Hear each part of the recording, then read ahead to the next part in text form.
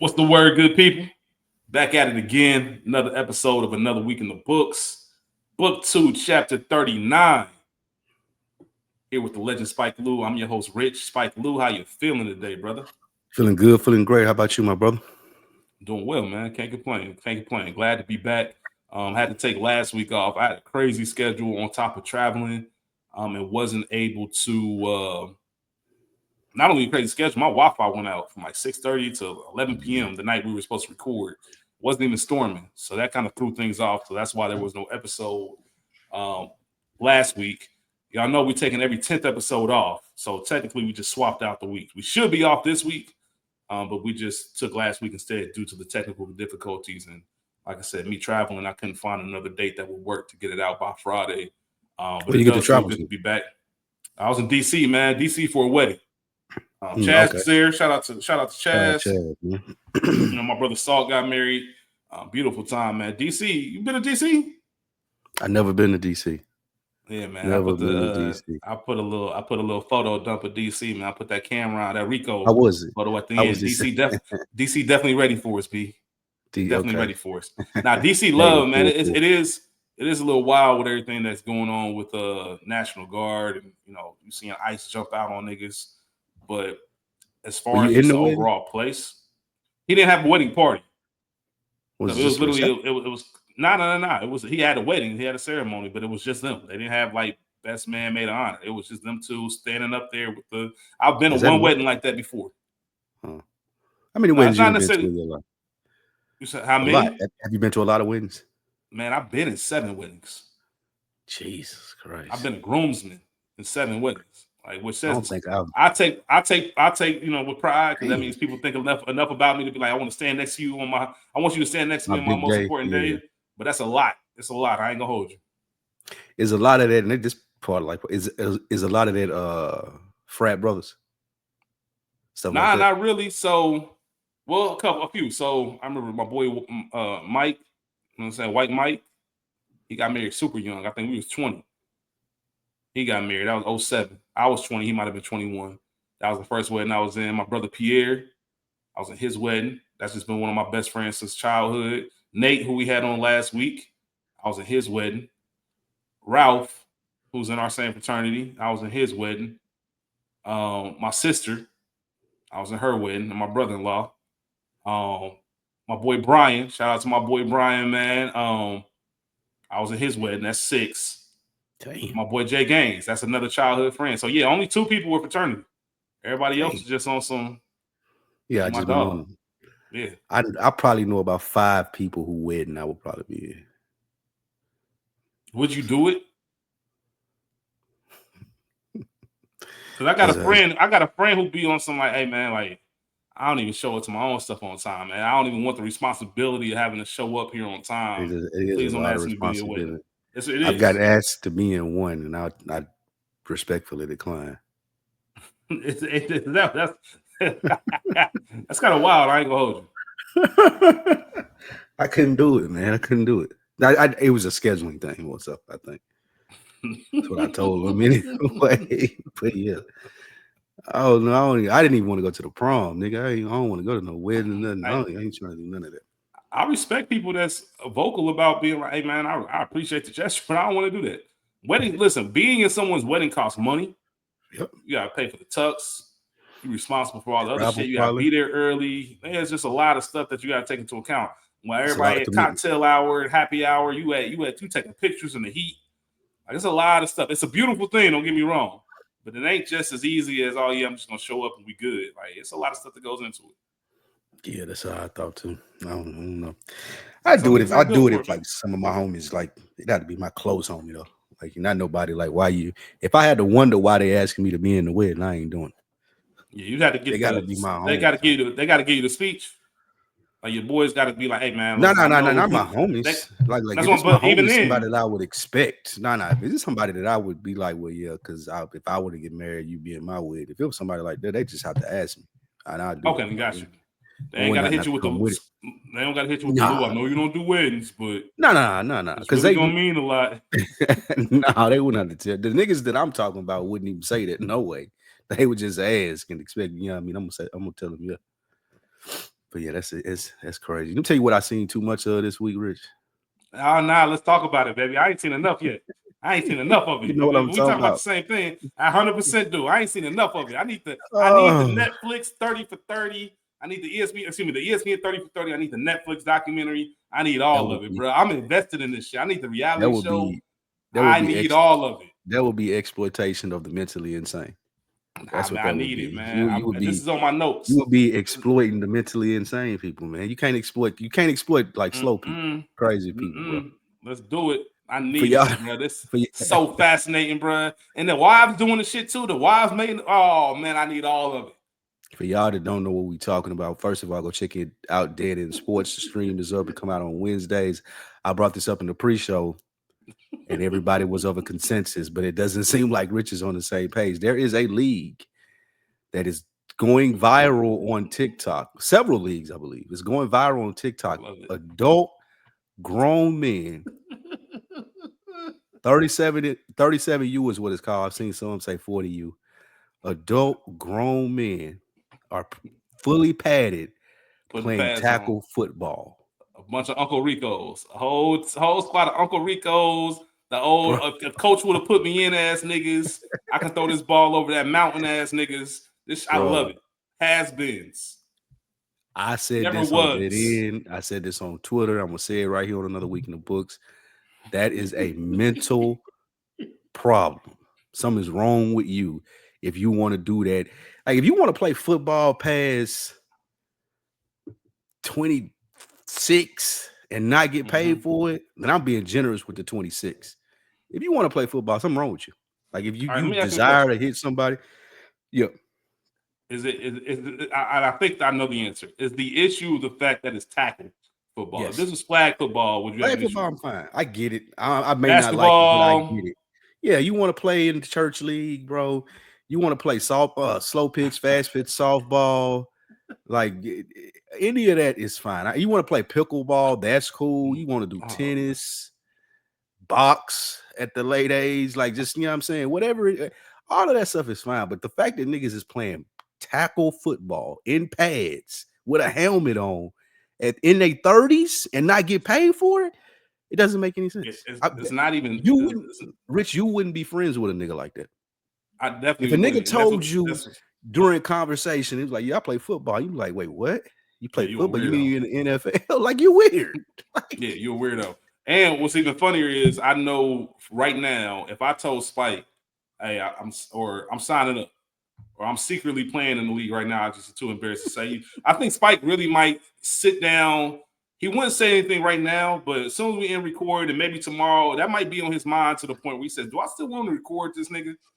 Do I still want to have a show with this nigga? We up here trying to uplift it, and this nigga's up here playing tackle football. Here's the thing for me. If it was revealed to me that you play tackle football, I would look at you as a completely different person. Anybody that I knew. Hey, but here's the thing. Here's what's so entertaining about it, right? If it was as simple as them playing football, like putting the pads on, that might be okay. That's one thing. That's one thing, right? I'm still looking at you sideways. You look funny in the light, but that's one thing. But the fact that they think that they professionals, the shit that they be talking, like the hype videos they be making, like they be doing pre-game speeches, bro. Hey man, these niggas do pre-game speeches. They went and bought accessories. Like they spent over $100 on cleats. These niggas bought gloves. They don't got no equipment manager. You took time out of your week to put the pads in your football pants, bro. These niggas had to boil a mouthpiece before they started practice. Like, I know what come with playing football, nigga. I done done it. It ain't the only difference is you were 13 when you did it. You weren't 38. I thought I could play. Exactly. So what I'm saying is it takes a lot more dedication to play tackle football in pads than it do for any one of those sports. Nigga, I'll go play pickleball. I go get a paddle and a ball at Walmart, look up some classes, boom, you in there. Like golf, or, any of those things, because golf is more relaxing. Like that's an insane thing almost to do too. Like this is one of those, if you get it type of things. But the level of insanity that it takes for a person, and then the wives part of it that you mentioned is utter. That is baffling. That's bad. I understand. I finally get the reality TV shit. Like when y'all watch trash TV, like you talking about like with women who Temptation watch Island. Real Housewives and all that, and Temptation Island, Love Island, whatever, Love Is Blind, and it's like, why y'all watching this trash? This is trash I can get behind. Like, because I gotta understand. Because I need to understand. I need to understand. We talk a lot as two single men about love and commitment. I need to dig deeper into. You know how much you have to love someone to support your 41-year-old husband putting on an extra small jersey, some fucking Play It Against sports shoulder pads, mismatched fucking practice shirts, and dingy ass pants. Like you said, you got to put the pads in there yourself. You got to spend money on cleats. Could you imagine a nigga saying, "Hey, we can't do date night this week because this is my cleat game money tonight." Oh, jeez, that's even worse. I love that. I think it's fuck that game shit, nigga. I'm struggling, nigga, but I'm putting my money towards my dream. And you know it's not leading to anything. That shit's so fascinating to me, man. I love it. I encourage it. Sometimes I do want other people to be on fuckery for my entertainment, and this is one. I didn't know how much I needed 37U football until it started making its way around Twitter. So you've been catching the clips and stuff. I've watched every fucking highlight and clip that you could possibly find on social media. That's how much of a rabbit hole I went into. I couldn't believe it. I'm with you, Spike. I couldn't believe it. I was so shocked that I had to learn more. It's like watching the car wreck. Like, you know what I mean? Traffic slowing down. Why? Because everybody looking at the accident. Nigga, I could not turn my head away. Because what the fuck are y'all doing? I have not been mad that it's been every time I open my Twitter now, that's the first videos that pop up is 37U videos. I ain't been mad at it. I ain't gonna lie. I'm sort of like you in that sense, but I still think those people are mentally like. Oh, they 100%. Those are mentally ill people. All of them, wives, all of them mentally ill people. Some of them out there smacking. I seen a 60-year-old tear his ACL. I saw that video. That's why I was gonna ask you next. Did you see Unc out there that did the ACL shit? I saw a nigga give a speech. It was a nigga talking about he blue chew. Yeah, I saw that. What the fuck are you talking about, bruh? Like, what the? It was a nigga that said, "I've been doing this for 27 years playing football." He was 60 years old, bro, playing defensive tackle for the 40U football league. He was 60. So Spike, that's the funniest part about this. The fact that he said I've been playing for 27 years, what make it even more disgusting is that means you ain't start till you was 33. You fucking sicko. You a weirdo. You ain't play Pee-wee. You ain't play no Pop Warner, no middle school, no high school. You waited until you was 33 years old to grab some pads and play tackle football. Maybe we give him the benefit of the doubt and say he counting his Pee-wee years. Like maybe he's counting. I've been playing football. Well, then it would be like more than that though. Why you're right. Football at 60? Because he was 60. If he'd been playing 20-something years, maybe he started playing it. Yeah, I am assuming 10, that they mean it in 12. A row. Yeah, maybe he started playing at 10 or 12 and he counting that. But it's some of the craziest shit I've seen in a long time, man. I just can't wrap my head around it. I know all of them niggas got CTE. They got to be participated in. That's the same thing my homie said. I said, these niggas got CTE now. He said they had it before they started. Yeah, you got to, like, to think this was a good idea, you already was fucked up.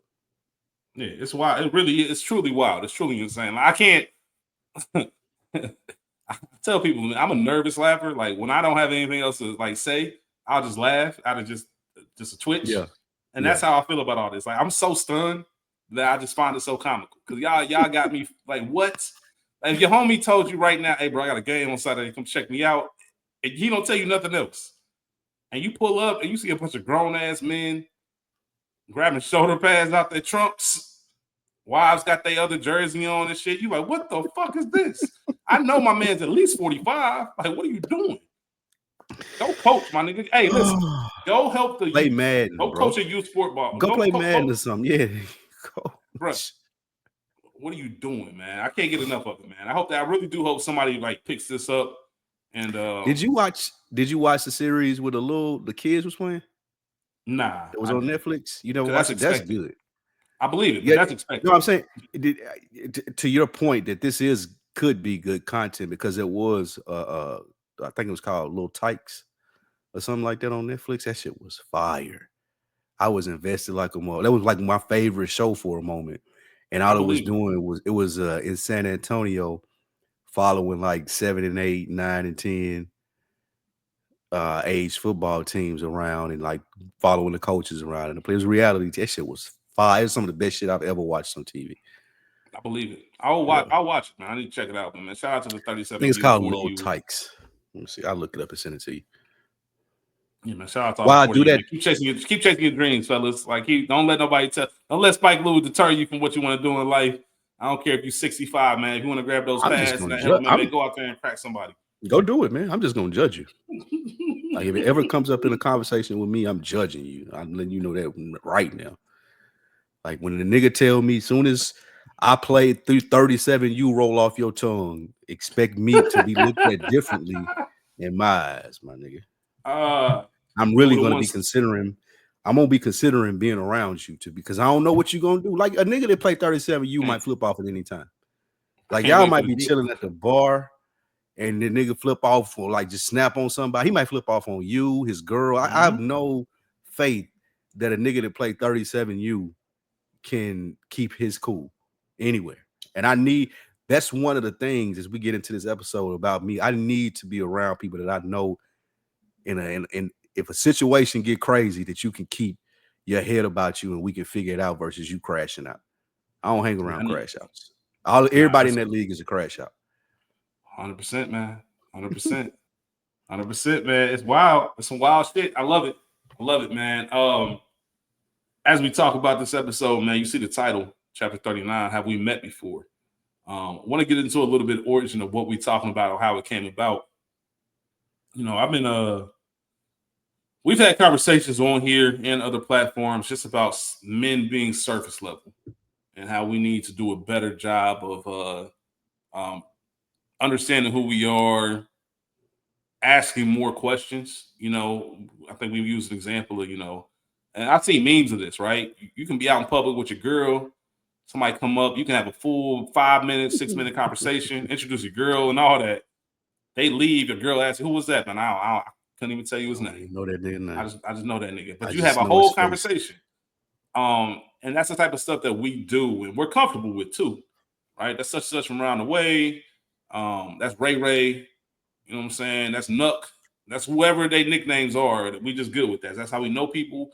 And there's a certain, I think, there's a comfort in knowing who somebody is, but not having enough information to where you plausible some shit jump off. Right? I know the nigga, but I don't know the nigga. Right? And that's just men as a whole. But in some degree, once you build and establish some certain relationships, it would be helpful if you dig a little bit deeper. So Spike and myself have been recording together because we met through podcasting. Been recording together maybe close to 3 years now. Definitely over 2 years. I don't know, between 2 and 3 years. Let's just say it like that. And there had been something on my mind for like the past month. And I'll be real with y'all, man. I was embarrassed. I've been wanting to give Spike a call and ask him this question. And I was embarrassed because it's like, damn, bro, I've been knowing this nigga for 2 years. How do I not know this information? How do I not know the answer to the question I want to ask him? And it was a very simple question. Called Spike Blue, I think a week and a half, 2 weeks ago. And I told him the same spiel. Like, bro, I'm almost embarrassed to ask you this, but I got to know. What is your government name, my nigga? Like, what is your name? Think about what I just said. Like, I've known this man for over 2 years, and I had to stop and say, like, what is your name? Like, what? Like, he told me his name, and then we still talking about something else. I'm like, oh, what's your last name? I need all of it. Like, what? Who are you, my nigga? And we thought it would be a good conversation to have. Like, man, have we met before, man? Yes, we know each other, but do we know each other? And us getting so personal on a show like this, I thought it'll be helpful not only for us, but also for the listeners out there, for us to just kind of dive in and just take some time to just get to know each other better. We always talk about how we have the same experience, we just alike. I love to find out how it came to that. You know what I mean? Yeah. So I'm looking forward to having this convo. I think it's beneficial as well to the people listening. One of the biggest problems that you had, well, I won't say problems, but people gravitate towards what you do more when they feel like they know you. And like you said, as personal as we get on here, I do feel like it's a great idea to do an episode like this because this is a more niche audience. We're not reviewing music and we're not talking about movies or TV. we're actually sharing a little bit of ourselves with you. So it Mm-hmm. would be more helpful and conducive and register you to with you more if you knew us. And it's fine that this audience isn't as big as our other platforms and the stuff that we do on the side, because we don't need all them people to know us. We just need them to know our opinions. Mm-hmm. But this platform is a platform that works because you get to see why our opinions on some of the personal stuff that we talk about are the way that they are, because of the experiences that we've had. So that's a Mm-hmm. conversation that I feel like was going to be important. So I like the idea when you pitched it to me, and I'm ready to get to it. All right, man. I So have you told I'm me going free flow. I don't really have I don't have a like question. We just just gonna have a written talk. out. We Okay. gonna have a talk, man. We've known, like I said, we've recorded and spent so much time with each other in that sense that we're just gonna have a regular conversation. One Mm-hmm. thing that I'm always fascinated by is, first and foremost, I never told you mine, so let me make sure. Kyrie Richardson Jr. I Yeah, use context I know, clues, put but two and still, two together. I just want to put that on the record, not necessarily for you, but for people out there. Yeah. You know what I mean? Rich has been. I It's ain't funny how saying my nicknames real. work. Yeah, that's I ain't cool. telling you. I ain't giving I y'all. ain't expose you either. Rich, like I I know what it changed. is, so I ain't gonna repeat it. Yeah, I ain't even gonna repeat it. Let's just make sure it registered in my brain. I changed it from Spike Lou to your government name in my phone. Did you? Absolutely. You overrode my contact rules that I share at Spike Lou. Yeah. Fuck all. Fuck a rule. I don't give a fuck about none of that, bro. I Because it got helps yours me when I saved. see your name. What's up? I got yours saved as Rich. Yeah, most I people just do. Most Most people do. yeah. I'm And gonna change that's it the though. funny thing about it. Like I'm in the changing grand it though scheme of because you things, changed mine. I'm gonna change it to your government. It just helps because now that I see it, I will change it back to Spike Lee at some point. Is Spike Lee still in there? Nah, Like a little because the company, I get or it your though, government name's because in there? all of my friends that I mention on here all the time by nickname, they name saved as their government names. Like I'm talking Yeah, about Dro, and his name ain't in my phone is Dro, like it's his real name. Like because I just feel like we grown, I'm a and I'm sure government that was name dude. probably I'm sure that was probably the thinking a little bit behind yours. Like I'm not expecting to be in no situation with a police looking for my phone and that your government name is a problem, anything like that. So yeah, I Mm-hmm. want to save you under like your real name, like an adult. I feel like that's an adult type name. Yeah, some people find I don't know if that's a woman. A woman told me recently she saw her name in my phone and she's like, "Why do you have my full name in there?" I'm like, "Cause that's your name." Women don't like that. But she was like, "You don't call me that." I said, "I know, but that's Yeah, your name." women don't like that. I Yeah. that was baffling to me when I had my what was it? It wasn't an argument, but when I had that conversation before being in a relationship or even just like something that you talking to, like they'll Mm-hmm. see their name, like that's what you got me saved under. I was like, Mm-hmm. that's your name. What the fuck are we Yeah, talking about? same thing. I Like, said, that's your name. and then even to extend it more, ain't no emojis or nothing behind. Like, you think I'm finna put like heart eyes and hearts behind your name in my Yeah. contact list? That's what you think Right. I'm finna do? This ain't Yeah. gonna work. This Yeah. ain't gonna That's work. just I silly. tell you that right now. It's over.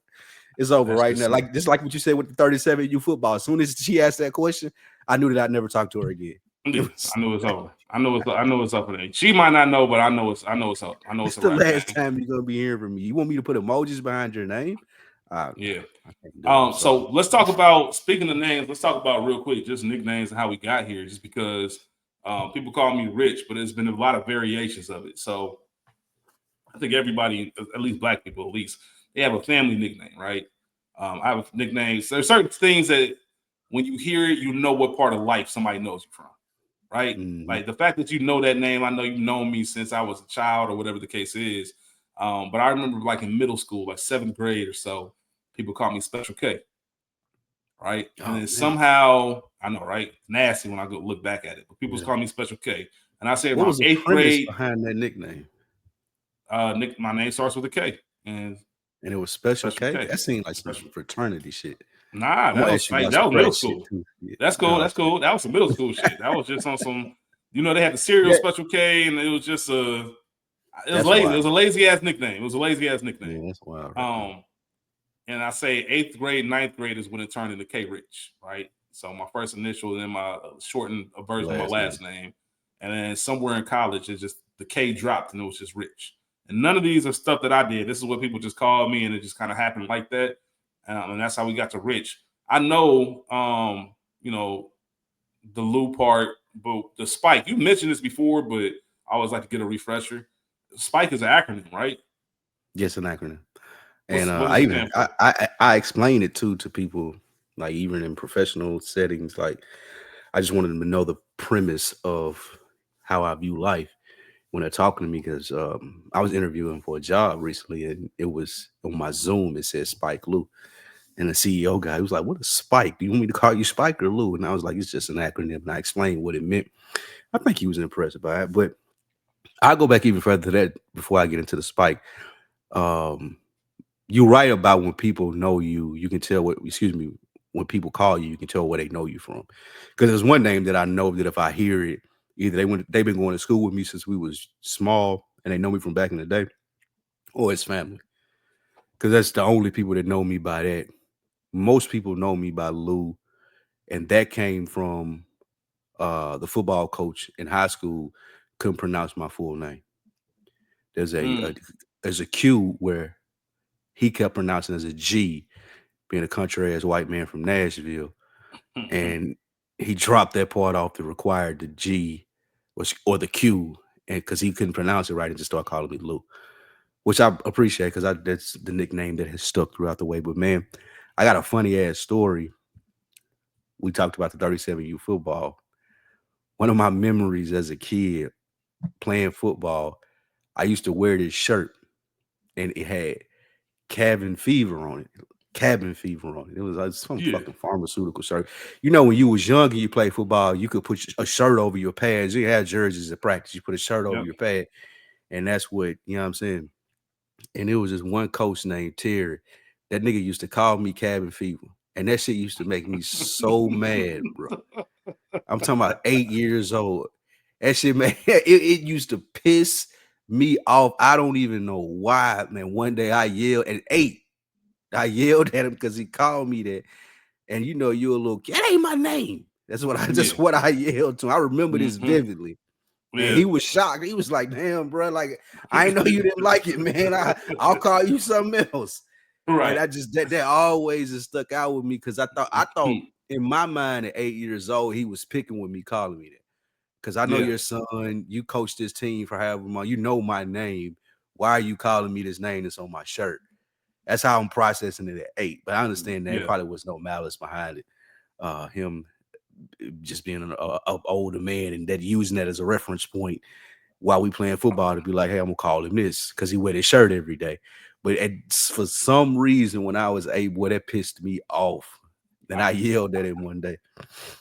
I think it's dope that you were able to, when you think about 8-year-olds, the fact that you express yourself, right? You kind of stood up for Mhm. yourself in a sense. I know it ain't super deep, but most kids are It was a taught build up to, too. obey your elders and respect and stuff like that. So most kids just be, especially in not only just the elders, but when you add sports into the mix, like your coach is your authority, Mhm. like that's who is in control, like what your coach says does. So most kids wouldn't even dare beyond that. And you had enough emotional intelligence to be like, hey, bro, like you saw something you didn't like and you said something about it. And I think that says a lot. Like kids, that's the one thing I will say when I coach youth sports. So there was a point when I was coaching, I never wanted to do too young because I just didn't have the patience for it. But I said 5th grade. Usually 5th grade is a time where people know, the Yeah, kids know enough about they the serious sport. enough. Yeah. Yeah, I can actually teach them football stuff and then not just be babysitting, right? Like kindergarten first, when people do that, salute them. I ain't got the patience. But Was you coach a 37U team? fuck out of here. No, man. Fuck no. Oh man, hell no. I'd be offended if somebody asked me to coach that shit. I really would. I'd be upset. Like I'd be offended. Like My I bro lose coach, my I'm gonna shit. ask him, man. I'm gonna ask him, man. Yeah, man. Nah, I'd be upset, man. I'd really be upset. But the thing I was gonna say was you forget that kids are really adults in kid bodies. Like they already had personalities. Like usually who they are when they 18, they showing you already when they 10. Like these kids are already kind of who they are. They just need to, develop the emotional aspect, maturity of things. But I it couldn't even made me, send the it makes text. me forget. Yeah, man, he I probably gonna couldn't. block me. I would. Nah, this is my homie from. Yeah, We've that's my been whole knowing each point other our because whole you know life. better. That's what I Exactly, got. That's a exactly. person. That's an in face conversation. Yeah, Yes. yeah, man. But he excuse me.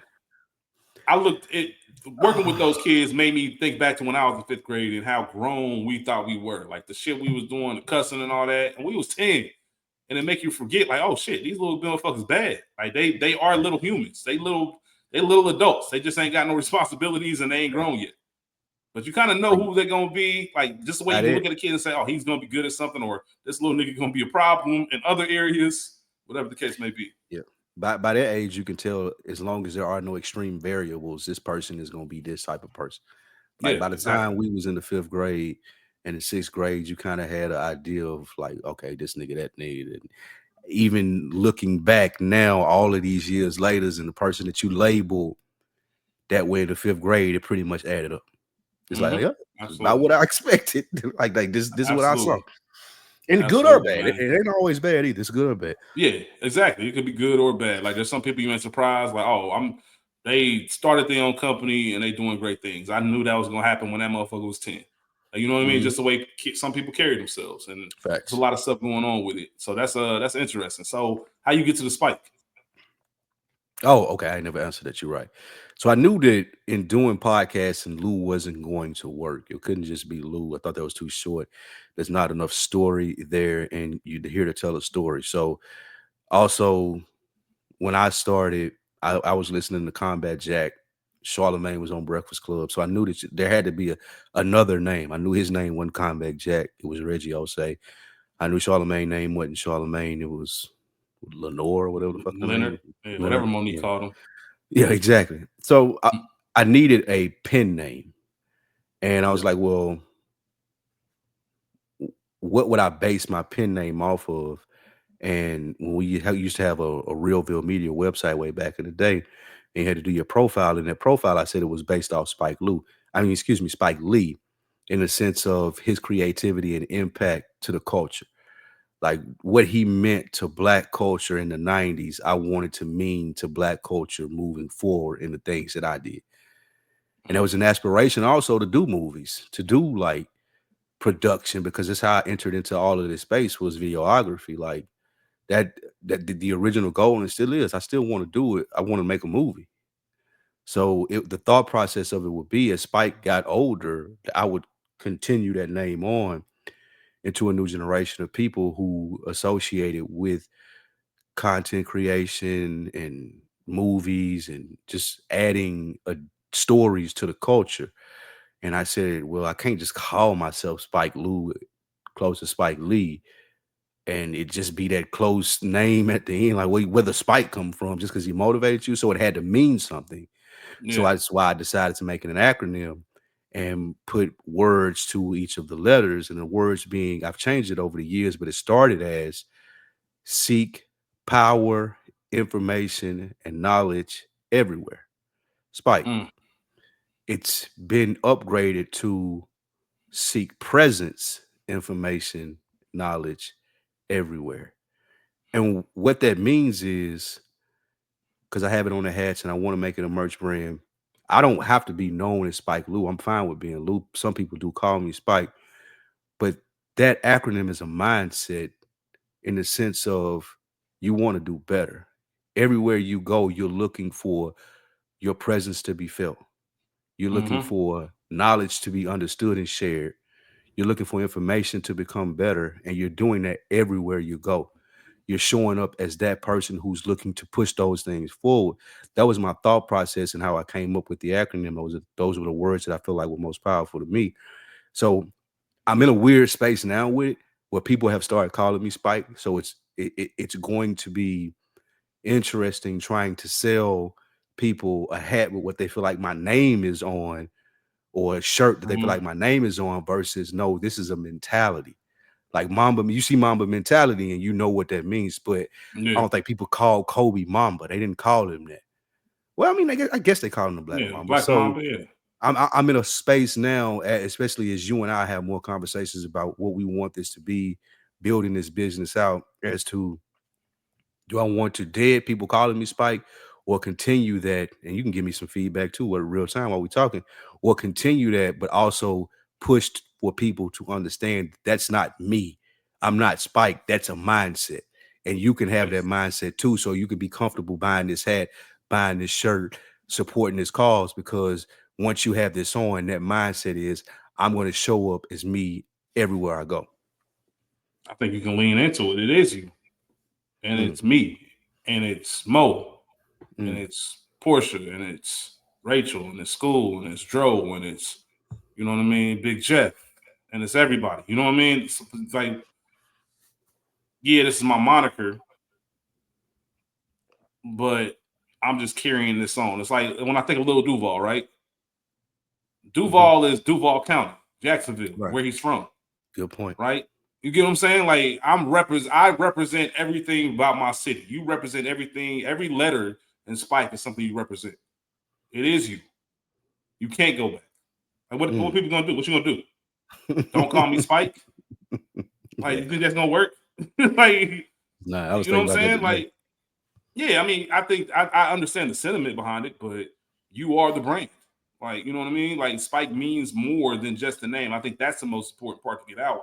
Just so y'all know, it's not just my name. This isn't even my government.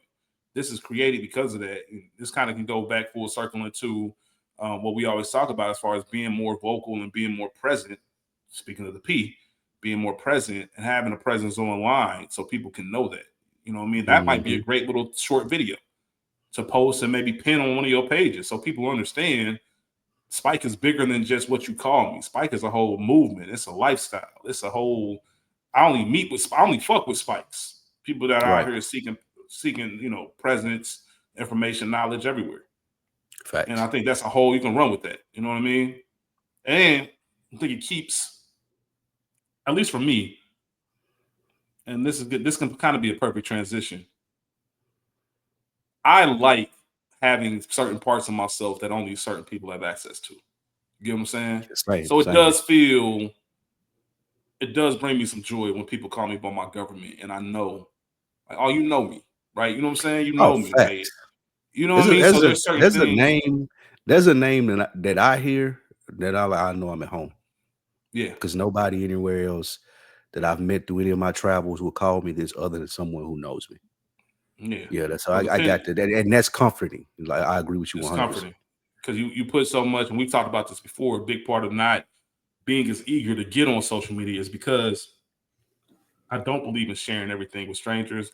I do believe in keeping parts of yourself, for the people you are close to, for the people that love you, and the whole nine. And sometimes because you share certain things, people will get the comfort in thinking that they know you when you really don't.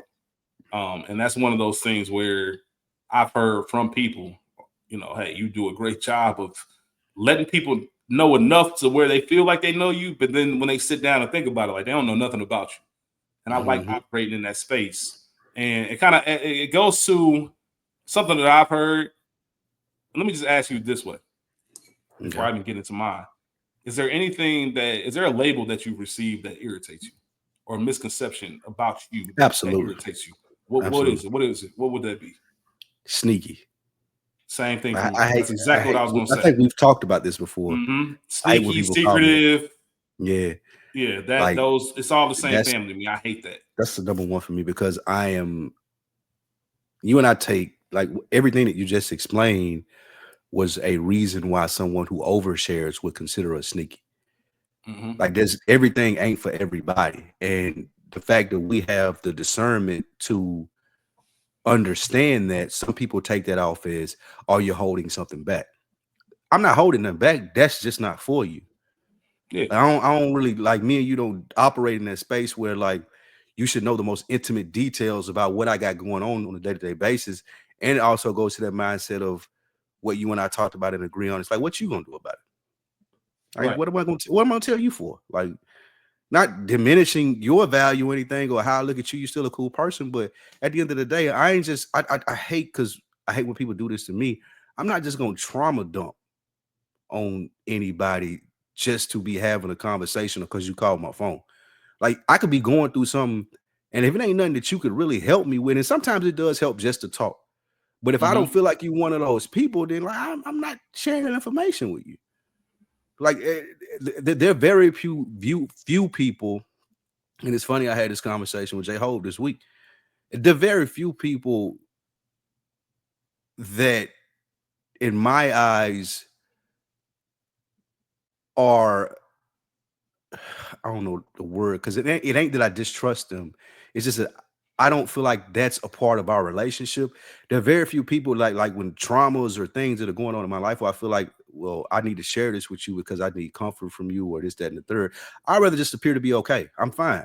Like, let's have a normal conversation, because the conversation that you and I have about whatever may be troubling me or bothering me in my day-to-day life be lifing, I don't really know that you're gonna have feedback for me that's conducive to, like, I don't like a, oh man, everything gonna be all right ass. Like, I can't, that ain't a response. Like, I need people that have logistical plans in order. If I'm telling you troubles that bother me, that's the way I can think about things and be like, damn, you were right when you said that. I'm gonna apply it here and try to do this.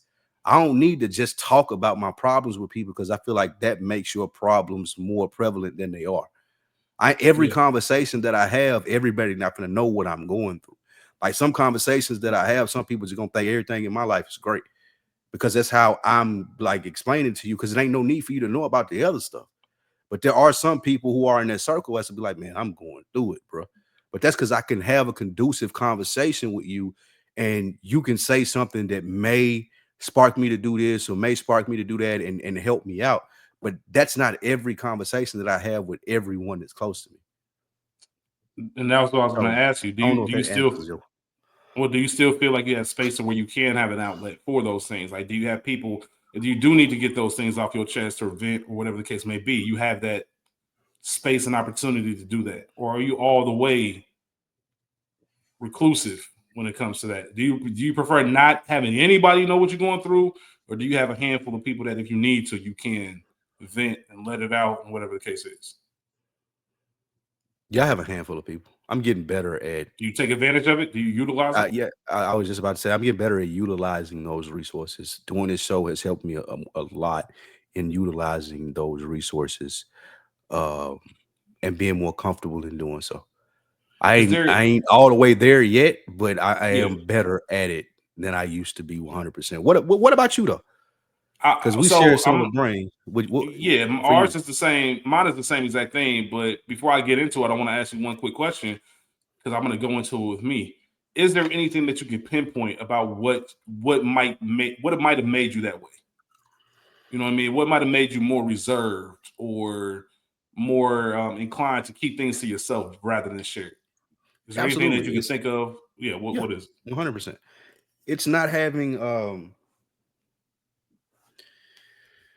people don't understand that when you grow up in a household without a father and you have a mother that works two jobs, busting her ass to get you the things that you want and to make sure that you're living a nice life, you learn to, oh, I have to figure it out. Ain't nobody. I envy people now that had their dads in their home, Mm-hmm. and I'm talking about active dads, not one that went to work and then talked to them, but one that talked to you and you could express your feelings with. Having that at that young age helps you when you're older to have conversations with men that you trust. I don't Mm-hmm. have that experience, so it's not a lot of men that I trust, right? Yeah. Like, I can even, in having a better relationship with my dad than I did growing up, there's still like conversations that I won't have with him because I just don't. Not that I don't trust him, but there's that the foundation isn't there for me to have this type of conversation with you. Yeah. Like, I can be more open and free with my dad because I feel like he may not know me as well than I could with my mom. But also for my mom, there's conversations that I could have with her that I would never have with my dad because just the foundation isn't there. Like, she's Yeah. been there my whole life. She knows me. She know Yeah. when I'm lying, when you not being as forthcoming as you could be about what happened. That's why it's fuzzy. Like, she knows that stuff. I can do that with my dad and it's fine. He don't know that stuff. We just two Yeah. niggas talk. We just two niggas talking on the phone, really.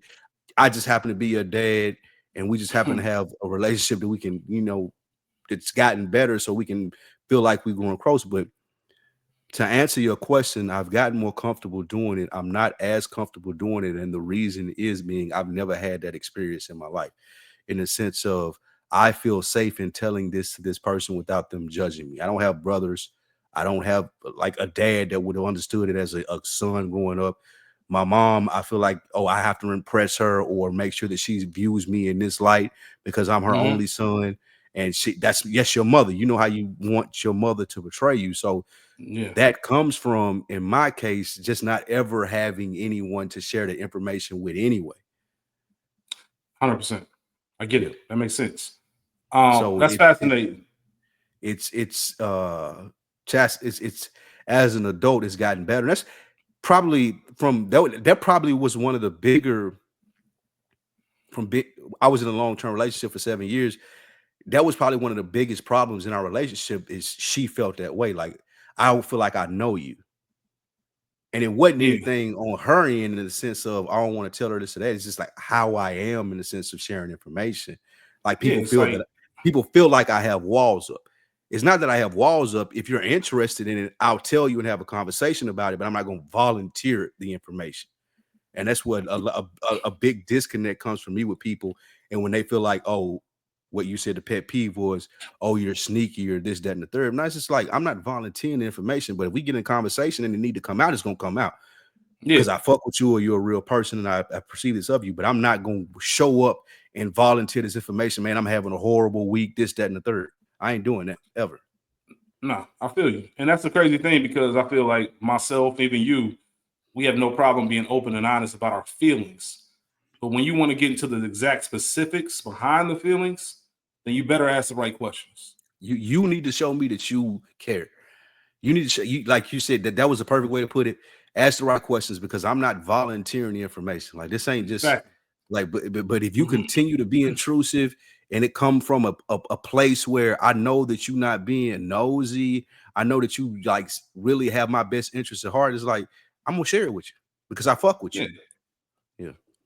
So a couple of things. That's the one I said it a couple of times, like being called sneaky, secretive, whatever the case may be, because I don't have to sneak around for anything. 100%. For one, I asked you where yours came from. I can always remember. So being raised in the house with both my parents. My parents are incredible, man. My parents, my pops had passed in 2020, but I had a great childhood growing up, man. Like vacations, the whole nine. So I had a lot of good stuff going. And when even at a young age, similar to what you talked about with football, you knew at 8 years old that I don't like that. Don't call me that. That ain't my name. I knew that I had two loving parents that were doing everything they could for me. And part of what comes along with that is never wanting to disappoint them. And I always say, as an adult, as I get older, especially with not having kids, you never understand that you'll never love your parents the same way they love you. It just won't happen, right? Your parents are always going to love you more, and You not to think make it a so? competition. 100%, 100%. Really? There's I don't know if I nothing you agree with can. that. I 100% agree. There's There's nothing. nobody I, in t- this I, world I I, love more than my mom. I'm I not don't think saying that that. ever. I'm, Okay. I no, I agree with that. I agree with that, and I believe you. But I guarantee you don't love your mom more than she love you. There's just a That's natural interesting. parent. There's a natural. I'm not even a parent, but I said this before. I think one another week in the books. When my niece was born, I got it. I understood that. I understood what that meant to have somebody come in this world that you have no idea who they are. You just met That's them interesting. it's their first 30 seconds on earth, and you love them more than anything. You do Do you whatever for them. think You lay everything on the line for them. you love your mom just as much as she loves you, or you don't think that's I possible? don't think it's possible. I don't think a parent's love can be That's measured. interesting. I don't think a parent's love can be measured. It's immeasurable. And I'm sure anybody who's a parent would agree with what I'm saying. Like and us as That's children will interesting. never understand it. We'll never understand it until you have your own kids and you realize, oh, and the reason I say that is because I was so worried about disappointment without realizing that there's nothing I can do to disappoint my parents. Like in a way Same that's here. detrimental. Same In here. a way that's Similar detrimental, thing. right? So there were As things long that as I I don't knew kill I was nobody, doing. or yeah, Yeah, as yeah, long as it ain't exactly. nothing wild. Yeah. But there were things that I was doing that I know my parents didn't raise me that way. So I'd Facts. much rather just kind of like keep it close to the vest or whatever the case may be because I didn't want that disappointment. And now it would be like, yo, I'd rather have it out there because you can understand better exactly the love that your parents have and kind of talk through those things. So that's one thing, right? Just not wanting to even to this day, like one of my biggest things for myself, right? One of the codes that I live by, man. I always want to be the person I say I am. Like if there's a situation that happens and I'm not living up to my morals and my standards of what I think a man is, and how I should be acting in that situation, that shit'll keep me up at night. I'll be disappointed in myself. I can't believe like that shit happened. I can't believe I let that happen. Where did that thought process come from? I think a little bit because of going back to what I said, man. My parents raised me a certain way. When if I know I'm doing something that they didn't raise me to do, I automatically like, damn, man, I don't want to let them down. Is and that now more I so? think it transferred to myself. Like I don't want to let myself down. Like there's way too many people out here fronting and lying for me to be one of them. Is that conversations that you had with your dad growing up, or is that you're Richardson and that in this household just doesn't apply? Was it practices that were put in place, or were there personal conversations had to make you think that way? I think a lot of it's probably self-driven. Like I don't think it's, and that's the thing. I don't observation. That's why observation. I think, okay. And my dad was kind of a recluse in a sense, right? So a lot of my characteristics and personality traits, me and him are very similar. We're very similar in that sense, right? Just very like kind of nonchalant. Like ain't nothing really that deep. Like I'll tell you, but once again, you got to ask the right questions. Like I'm not just gonna volunteer the information. Dry sense of humor, all of that stuff. The way we look at the world, we laughing at things we ain't supposed to laugh at, all that stuff, man. We just kind of came. But I think some of it was just self-pressure. And that's why I said, had I been more comfortable making those mistakes, it would have been fascinating to see where I was. I think I would have taken a lot of that pressure off myself. And then the second part of it is like when we talk about women, I remember at 14, so this is like maybe a month into my freshman year of high school. Was a little shorty. That's when you really start getting after, or whatever the case is. I wasn't having sex, but I got head for the first time. Right? I'll never forget. It was during the football game, the varsity football game. It was behind the baseball field. Right? I'll never forget. Once it was over, coming back to the football field, seeing two of my best friends and telling them. And I promise you, Spike, the game might not even been over before old girl came up to me on something. What the fuck? Blah blah blah blah blah. Because one of my somebody, no name, no blame, somebody ran their mouth, right? Somebody ran their mouth, and this girl had beef with me for a minute. She had beef with me for a minute, and that's when I adopted the whole I don't kiss and tell. I'm like to this day, Nate, who was on the show last episode, Nate's my brother. I lived with Nate. I was in Nate's wedding. He one of the weddings I was in, right? I remember there's to this day, he'll find out about different women that I've been involved with. And he be looking at me, you what? You did what? Like, huh? Her? I'm like, yeah. He's like, man, you a ninja, bro. He's like, you a ninja. Like, I would have never known that. He's like, I lived with you when I ain't know. I said, Nate, man, like, I'm not the type that's just, and it probably leading back to that experience at 14, I'm not the type of person that's going to come up and tell you, oh, I slept with such and such, or I cracked such and such. Like, nah. Like, that's our business. That's me and her business. Like, at that point, if you ask me about it, I'll tell you. I'm not just going to come up to you and tell you. So you never asked me. You never asked me about this person. Me and you are similar in that way. Like, it's a lot of people, like, I'll be having conversations with my homies, and they will have had conversations with people. And like, bro, I ain't know you such as like, I'm not volunteering the information. Like, it's not like when niggas got sex stories, like I don't have nothing to say really. I'm sorry, I don't really got, unless it's just like there are certain scenarios, of course, if something happens where it's like, nah, you got to tell somebody. But if it's just on some like, there have been some of those. Yeah, there has been some. I will be completely transparent. We're like, nah, nigga, I gotta say some of this. Like, nah, nigga, you got to know this. But for the most part, that stuff that my homies used to tease me about, in the sense of like, nigga, I don't never see you in action. I just like might pop up, and then I popped up at the wrong time, and like, what's she doing over here? Like, cause I said my spot used to be the crib for where people used to come hang out at, and niggas being niggas wouldn't show up or wouldn't call and just show up. They'll see a car parked outside. It's like, what's she doing? Like, you know what I'm saying? Just on some shit like, I'm not volunteering the information, but I'll tell you if you ask the right questions. So I guess that's why people would refer to or label to us as sneaky rich, because it's like Yeah. a code that got to be cracked. Like some of Yeah. my best homies, that I'm most open with, it's like they have the combination. I don't know if it's a pause or not. They know what to ask me to get me to share the information. They know it's That's it certain though. stuff where it's like I'm gonna ask Lou this and he ain't gonna. But if I ask him this, I know that he gonna tell you, like he gonna spill the beans. So like Yeah. they're people that have known me long enough, and I ain't gonna hold you. Those are people that I appreciate because they know me. Yeah. Like they're It's a not different expecting level. me to come. Like they know I'm not the type of person, like you said, I'm just not gonna come spill all the beans. But they know me in the sense of like, nah, this nigga fuck with me, and I fuck with Yeah. him. I got more questions, nigga. Like what this, that, and third, and then that's when you have that conversation. But it ain't just willy nilly, randomly. I've never liked it. I've never liked when a nigga ran back to the spot and was like, "Man, you'll never guess what happened." Oh, yeah, or you even random conversation when you out. Oh, yeah, I did. So like, bro, Yeah. I don't care, And it's bro. Because you're doing that it's to like impress me, niggas. At this point, like I'm not in the. I'm not in the ministry of impressing niggas. That's the that'll last, get like you. that's the last thing on my list. Absolutely, I couldn't agree more with that. And as I mentioned before, it's not like it'd be one thing if it was all the way around, but we can have full blown conversation, and I'll be open, honest, candid about anything. But some stuff is personal, Yeah. and I'm a big believer in. I'm a big believer in not everything is my story to tell. There's another person involved here, right?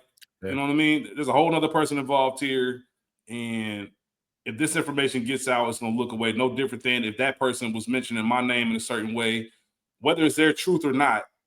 I will always want to be mindful of it. There's something that happened recently that people were talking about on the internet. It was when Tyler Perry was talking about how he called up Ryan Coogler and talked to him about negotiating that deal. And I agree with people who were saying, like, hey man, like I feel you, Tyler. And I'm not saying it didn't happen, but you're not the A character in that story. That's something that Ryan Coogler should have came out. And then once he shares that information, then maybe you can comment and be like, yeah, reporting on that. But for you to expose that or say that when he never had the chance to do it, I think that's a little bit, it can be a gray area. Let me ask you a question. Yeah.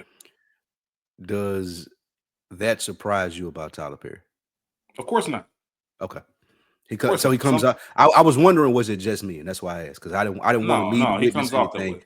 That's why I just asked the question as simply and Any dry as that, because he seems that he got main character syndrome. any nigga that creates a show called Sisters with no sisters in the right room is a Yeah. narcissist. And shout out to Tyler, man. Like I think Tyler is very important for the culture. I understand the criticism he gets. Is And he there's a important? balance. I think he is. I think having his own studio. I mean, a studio that he built You're right. I'm on. hating. You're right. Yeah, He is yeah, important. yeah. I think it is, but at the same time, I can definitely understand. He's he's well deserving of the criticism that he does get. I Yes. will say that, But like he's very 100%. accomplished, and I do applaud him for the accomplishments that he made. I do And want so to ask what happened with the chick that found out that she was telling people that she was giving you head at the baseball field at the football game when after she everything came up to passed you. over, Well, when she at that came up to moment, you, what was the energy when she came up to you? she was upset. That was her first experience too. How did you handle that? My bad. Like I That's couldn't what you say told anything her. but my bad. I didn't get a no. I didn't say my. We Hey, talked boy, about the. niggas ain't shit, boy. Yeah, God we talked about the you got to be stronger than that, right? damn. I think we've had Hey, that we conversation. did. Niggas And I as told niggas, old we girl, not shit, man. My bad. This because is a 14-year-old girl that just sucked a dude's dick at the high school football game because she fucked with him and thought he was gonna keep it P. And he telling 3 people who's turned into 6 people. Now her whole reputation is ruined. And you like, my bad, bro. That's that's my crazy. bad. I don't know That's what you want me to crazy. say. What am I supposed to say, Spike? What am I supposed to say, I'm just man? Like saying, my bad. you not wrong, because I've had situations like that in my teenage years too. But I do look back and be like, man, niggas was on some I bullshit. was doing some bullshit. Don't get me wrong. I Niggas was was doing a on lot of some bullshit. bullshit at 13, 14, 15, 16 years old. But I had the excuse of not having a male role model around. You had your dad around. I don't know what you Yeah. Yeah, I definitely did it because I remember we was I trying to remember figure it out. I remember in middle school, and this is the type of shit, this is the type of stuff, man, that shout out to my pops, man, and just growing up with the pops and everything else. This is the type of stuff you get. I remember in middle school, I had like some penthouse and Playboys and shit underneath the mattress. Where'd you get them from? And, Somebody so I had a neighbor. I had to be like 13 at the time. I had a neighbor on the other side of the fence who was about 16. And I got from him.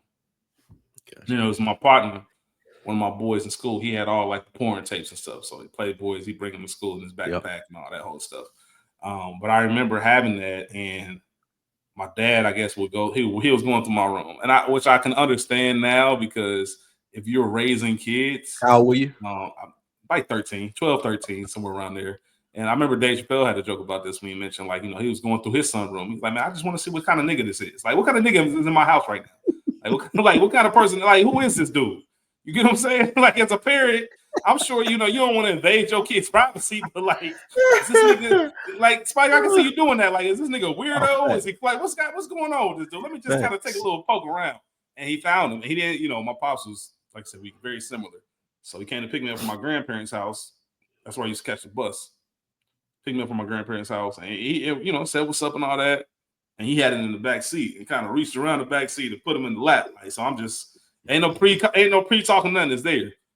But it wasn't like of course you 12, 13, you embarrassed that your pops found your porn stash, but it wasn't anything that was shameful. It was more so that educational moment of he let you know this was normal.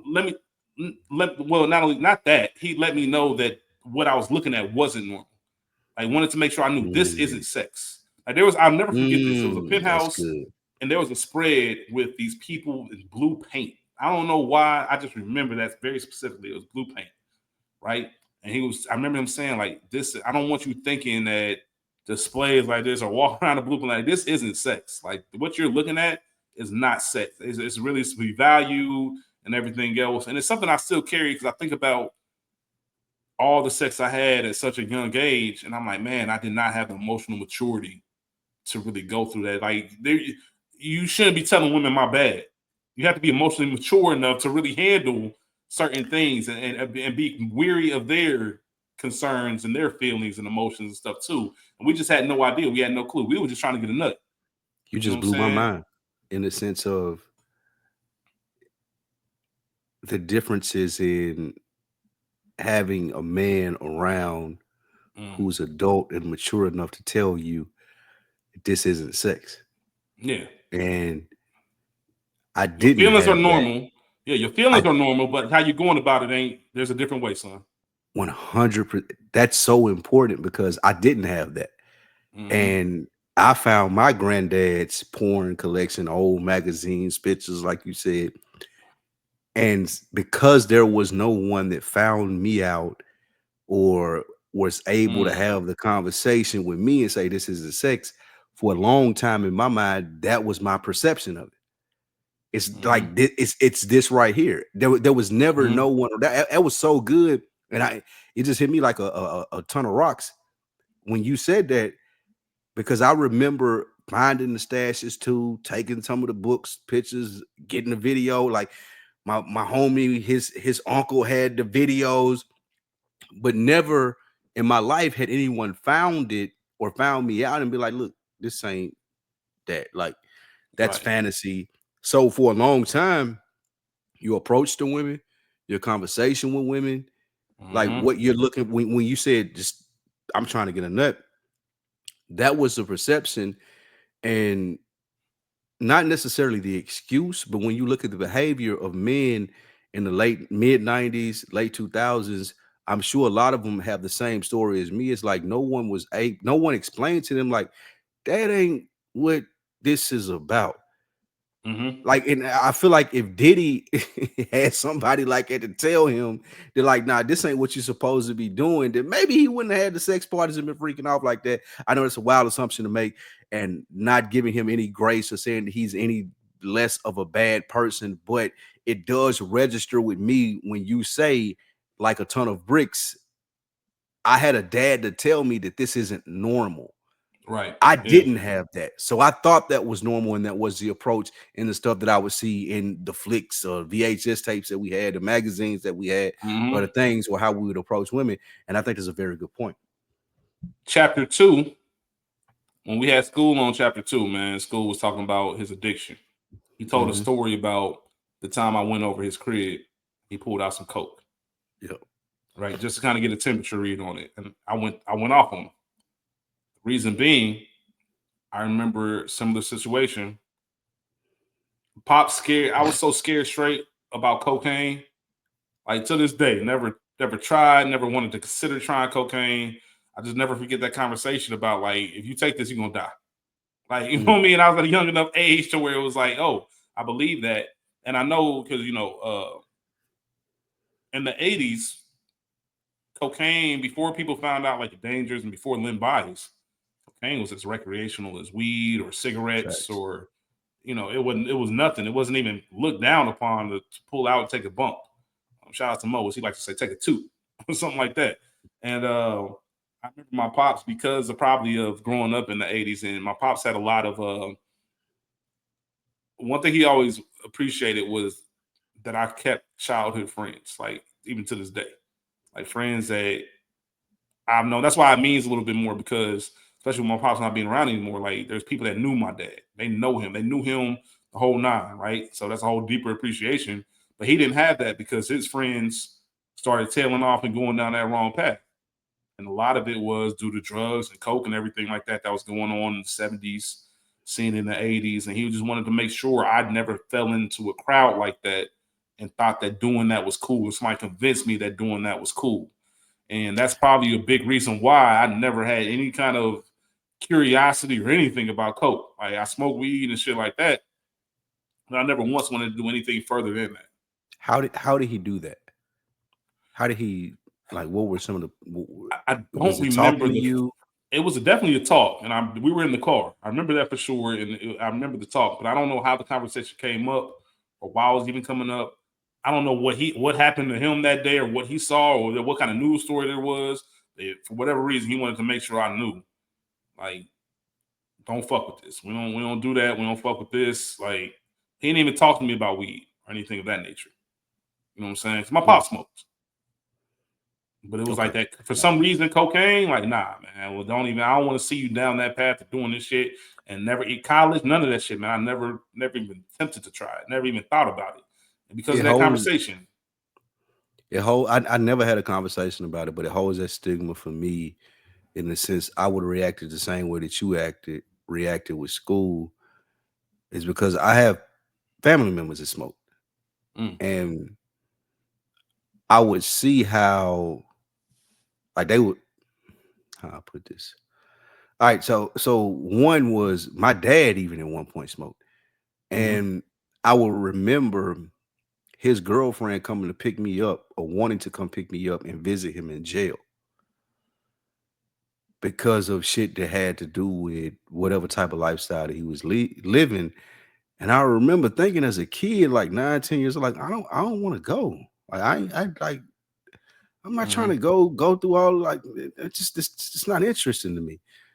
Like, I got a mom to do everything that she need me to do. Like, it's unfortunate that I don't have this relationship with him, but his girlfriend, coming to pick me up and wanting to take me to jail to see him, I'm not interested in that. And I remember hearing stories about, like you said, him smoking and doing things of that nature. And then I had aunties also that would steal money from their kids, like just be wild. Like, you spending the summer over there, they waking up at 3, 4 o'clock in the afternoon. And you're like, bro, like, my mom went to work at 7. Like this, how is this a functioning lifestyle? Like, exactly. So I seen those things, and that was the thing for me. Real-time experiences were like, I ain't never fucking with that. I ain't fucking with that in the form that they do it as rock. I ain't fucking with that in the form of niggas sniffing it up their nose. I'm not having a heavy blunt where you put it on the weed. I ain't doing none of that, because everybody that I see doing that, they not winning. They losing. Like that ain't who I want to be when I am an adult.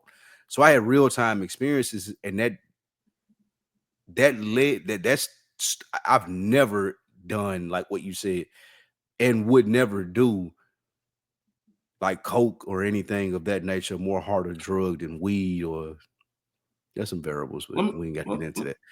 Yeah. Let me ask you a question. Now, I'm very fascinated about this about you, Spike Lou. And I'm impressed. I'm fascinated, whatever you want to call it. How old were you when that happened? When your dad's girlfriend wanted to pick you up and take you? Man, this was just I had ballpark. to How be old you think you were? 10 years old. Okay, 10 so years old. you told me a story about you being 8, not liking the coach calling you cabin fever. 19 years old. I ain't trying to go here. Where do you think you got your discernment from? Like, where did you get the ability to be self-aware and to be comfortable with saying, I don't want to do that?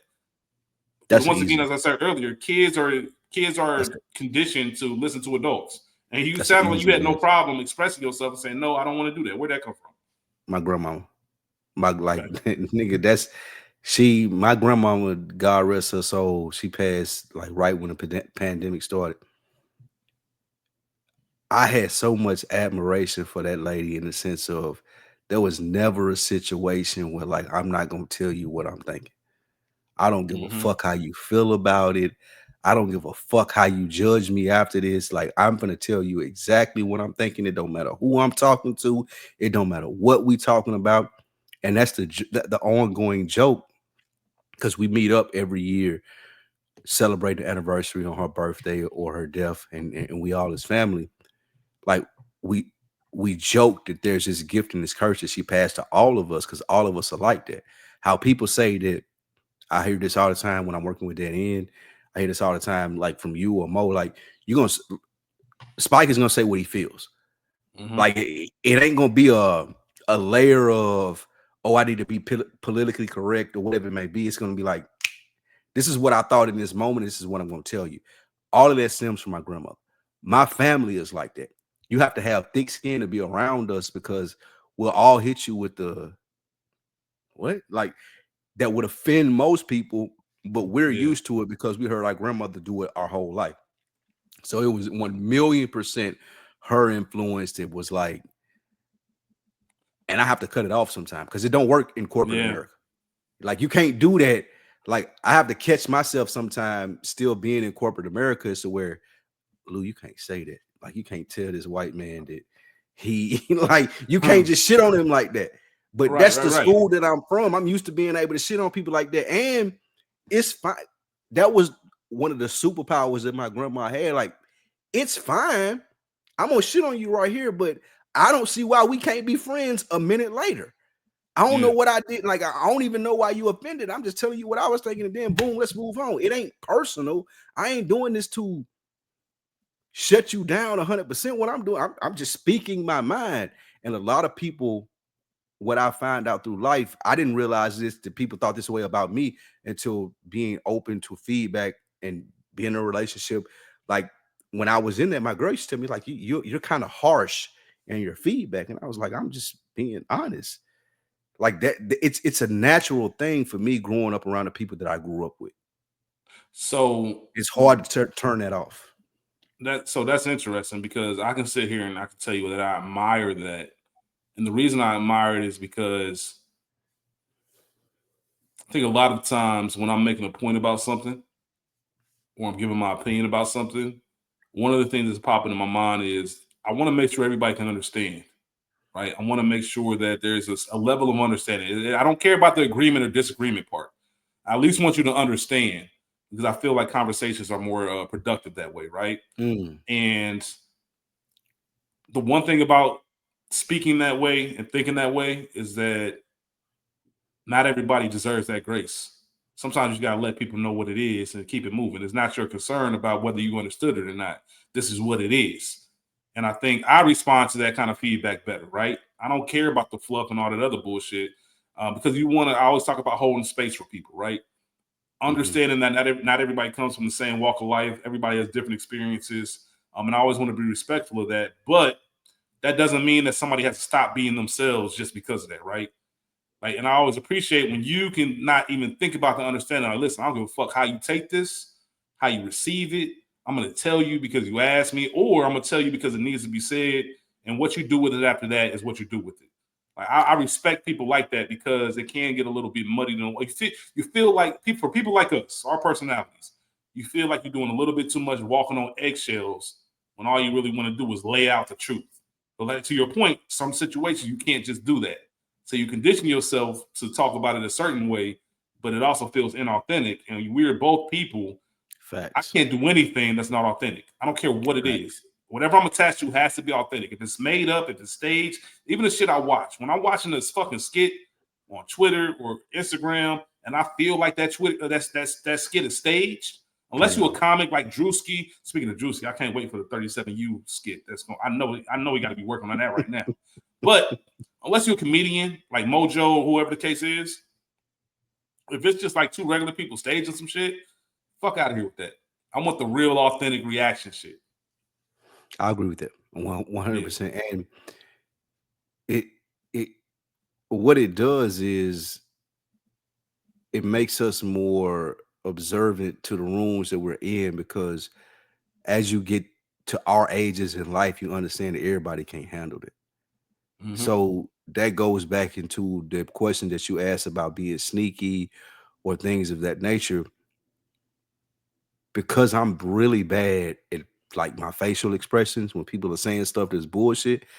Like motherfucker, if a motherfucker know if they're looking at me, they can tell when I was like, oh man, come the fuck on. Like it's very obvious, and I have a hard time holding that back. But I've understood in getting to this age in life that there are times where you do have to hold that back. There are times where you can't say what your grandma would have said. And especially being in corporate America, or even dealing in this space with different egos, different people who feel like they accomplish different things or trying to accomplish different things, you have to be very, not reserved, but very tactical in what you say. And sometimes being tactical in what you say just ain't the best option. So I don't say nothing. And then they go to the point of what we was talking about, Rich, of being perceived as sneaky. But I do enjoy people most when I am able to be free in what I am saying. But there's not a lot of people that you could do that around. That's fair. You know what I'm I saying? can understand that. You're authentic. You're pure authentic. So I'm showing up as myself, no filter. And people Facts. gonna appreciate that. Everybody don't deserve that either. Everybody don't like deserve that version of you, because I What do feel you like think? that's the best version of you.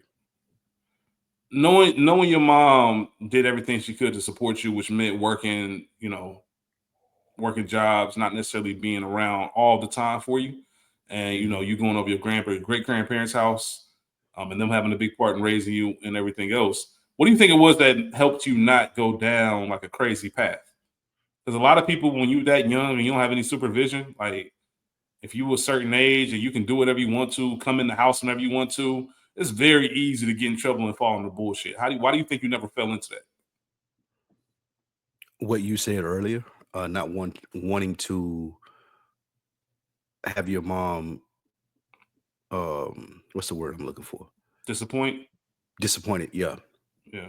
Not wanting your mom to be disappointed in you. That's been one of the motivating factors for the majority of my life, and one of the heaviest anchors in the decision making that I do is I don't want my mom to look at me and be like, I had this one chance because I got one child. I did it by myself, and I tried the best that I could because I know she did that. Like she 1,000,000% gave all of her effort to being a great mom. I never want her to look at it and be like, I failed. One of the most hurtful, one of the most hurtful times for me, Jail. 1,000,000%. When I heard my mom's voice on the phone, and it wasn't like a DUI or a traffic ticket or you missed court or something like that. It was like a serious charge. And I heard her voice on the phone, like, because she had this experience with my dad. It's like, I can't do this with you. I didn't raise you this way. I don't plan on making jailhouse visits. I don't plan on this being a normal thing. It's okay. And that was one of the places that I give her so much grace in. She was like, it's okay if this was a mix-up or this one time that it happens and we need to figure it out together as to where you won't do it again. It's fine if that's the case. However, if this is about to be a pattern, I'm good. I'm done. And I respected that so much as a son that was raised by a mother that gave 110% to have everything that I needed, everything that I wanted, as to where you don't have to do this what you got locked up for. So I'm confused in how you got in this situation. And if you did get in this situation, this is a one-time thing, that's fine. I'll help you through it. We'll figure it out. But if you plan on this being your life, I'm good. I'm done. I'm checked out. I respected that so much. That was probably some of the realest words that I've ever heard from my mom. Nah, I feel that. That's shout out to moms, man, because that is sometimes that's all the reality check you need. Facts. Speaking of your mom, there's something else that you had told a story about once. So I want to get your thoughts on it because it reminded me of a situation a little bit on the opposite side, and that's like your parents knowing you. Mm-hmm. And what I mean by that is, I talked earlier about knowing my parents raised me a certain way and not wanting to be a disappointment or not wanting to do things that would disappoint them, right? So walking the straight and narrow. The one thing I found that was detrimental in all of that, Spike, was having realizing that my mom didn't have a full understanding of who I was. And what I mean by that is, I think my mom thought I was like I don't know a better way to say it. I think she thought I was a punk in some situations, and I can't tell you why. That's an interesting word that you use. Like, tell me more about Okay, so that I'll give you word a couple. being used and how she looked at you.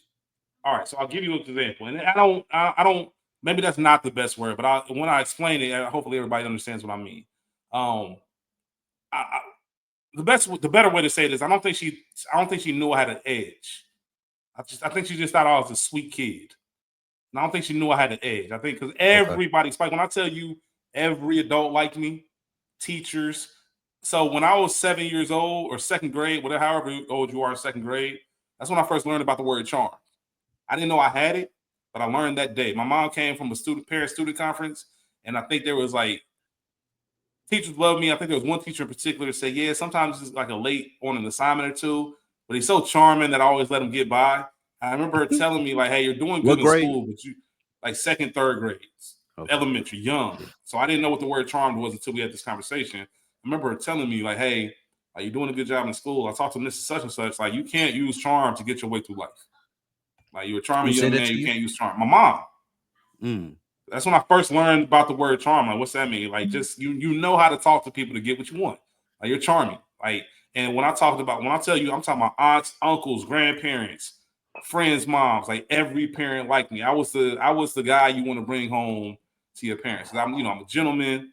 I did a lot of that to my pops, man. My pops raised me that way, especially like I didn't have like school with my brother, but I didn't have like people like that around. It was my sisters, my mom, a whole lot of aunts. So my pops taught me young age, walk on the outside of the street, open doors for him. Like taught me how to put on cologne, all that stuff. So like chivalry was something that was real big from the time I was 7, 8, 9 years old, right? So So I you was remember being in practice of those things at a very young age. 100%, That's 100%, crazy. right? See, To the point where that's the envious part of me not growing up with a dad. I yeah. didn't learn those things until I was like 25, 26. And Like you know what's wild? I got a homeboy who's like, bro, I've never been on a date.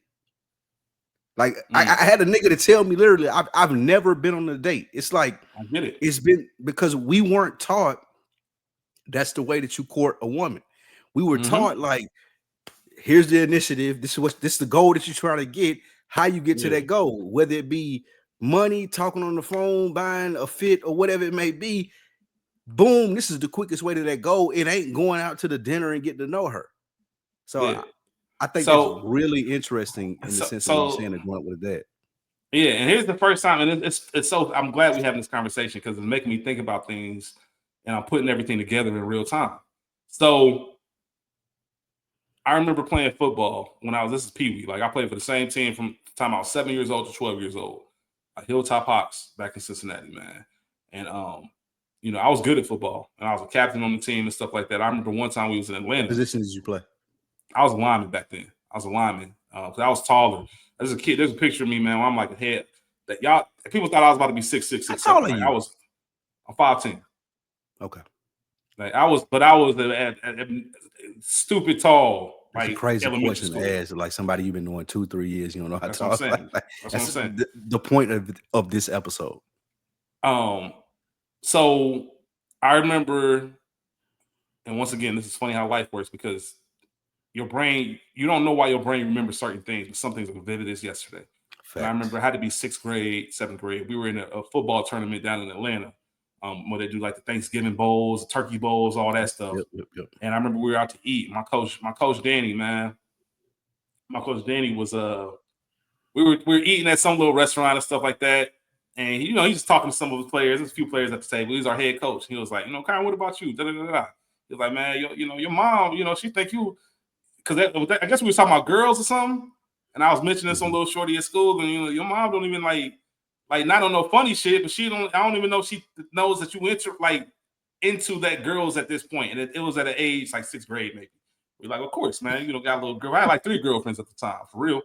But she viewed me as that sweet little kid and all that, not knowing like I'm a menace out here, like for real. Did that make you mad? Yes, that bothered me. But I'll tell you what really bothered me. I remember I'm like late 20s at this point, and I'm dating this woman at the time, and I've known her for a long time, so she knew my mom and stuff like that. We was at the crib, we was at her crib, and we was just sitting around talking, and she was like, "Yeah, like I remember they said, when black people say they, I remember they said," and I'm like, "Who is they?" But she was like, "Yeah, I remember they said you got beat up by such and such one day." I said, "Huh?" Like my eyes, it was like a cartoon. Your mom said this to you? Right, your mom said this? My girl, like we just sitting there. She started cracking. My girl started cracking up, laughing. Christ. I'm like, huh?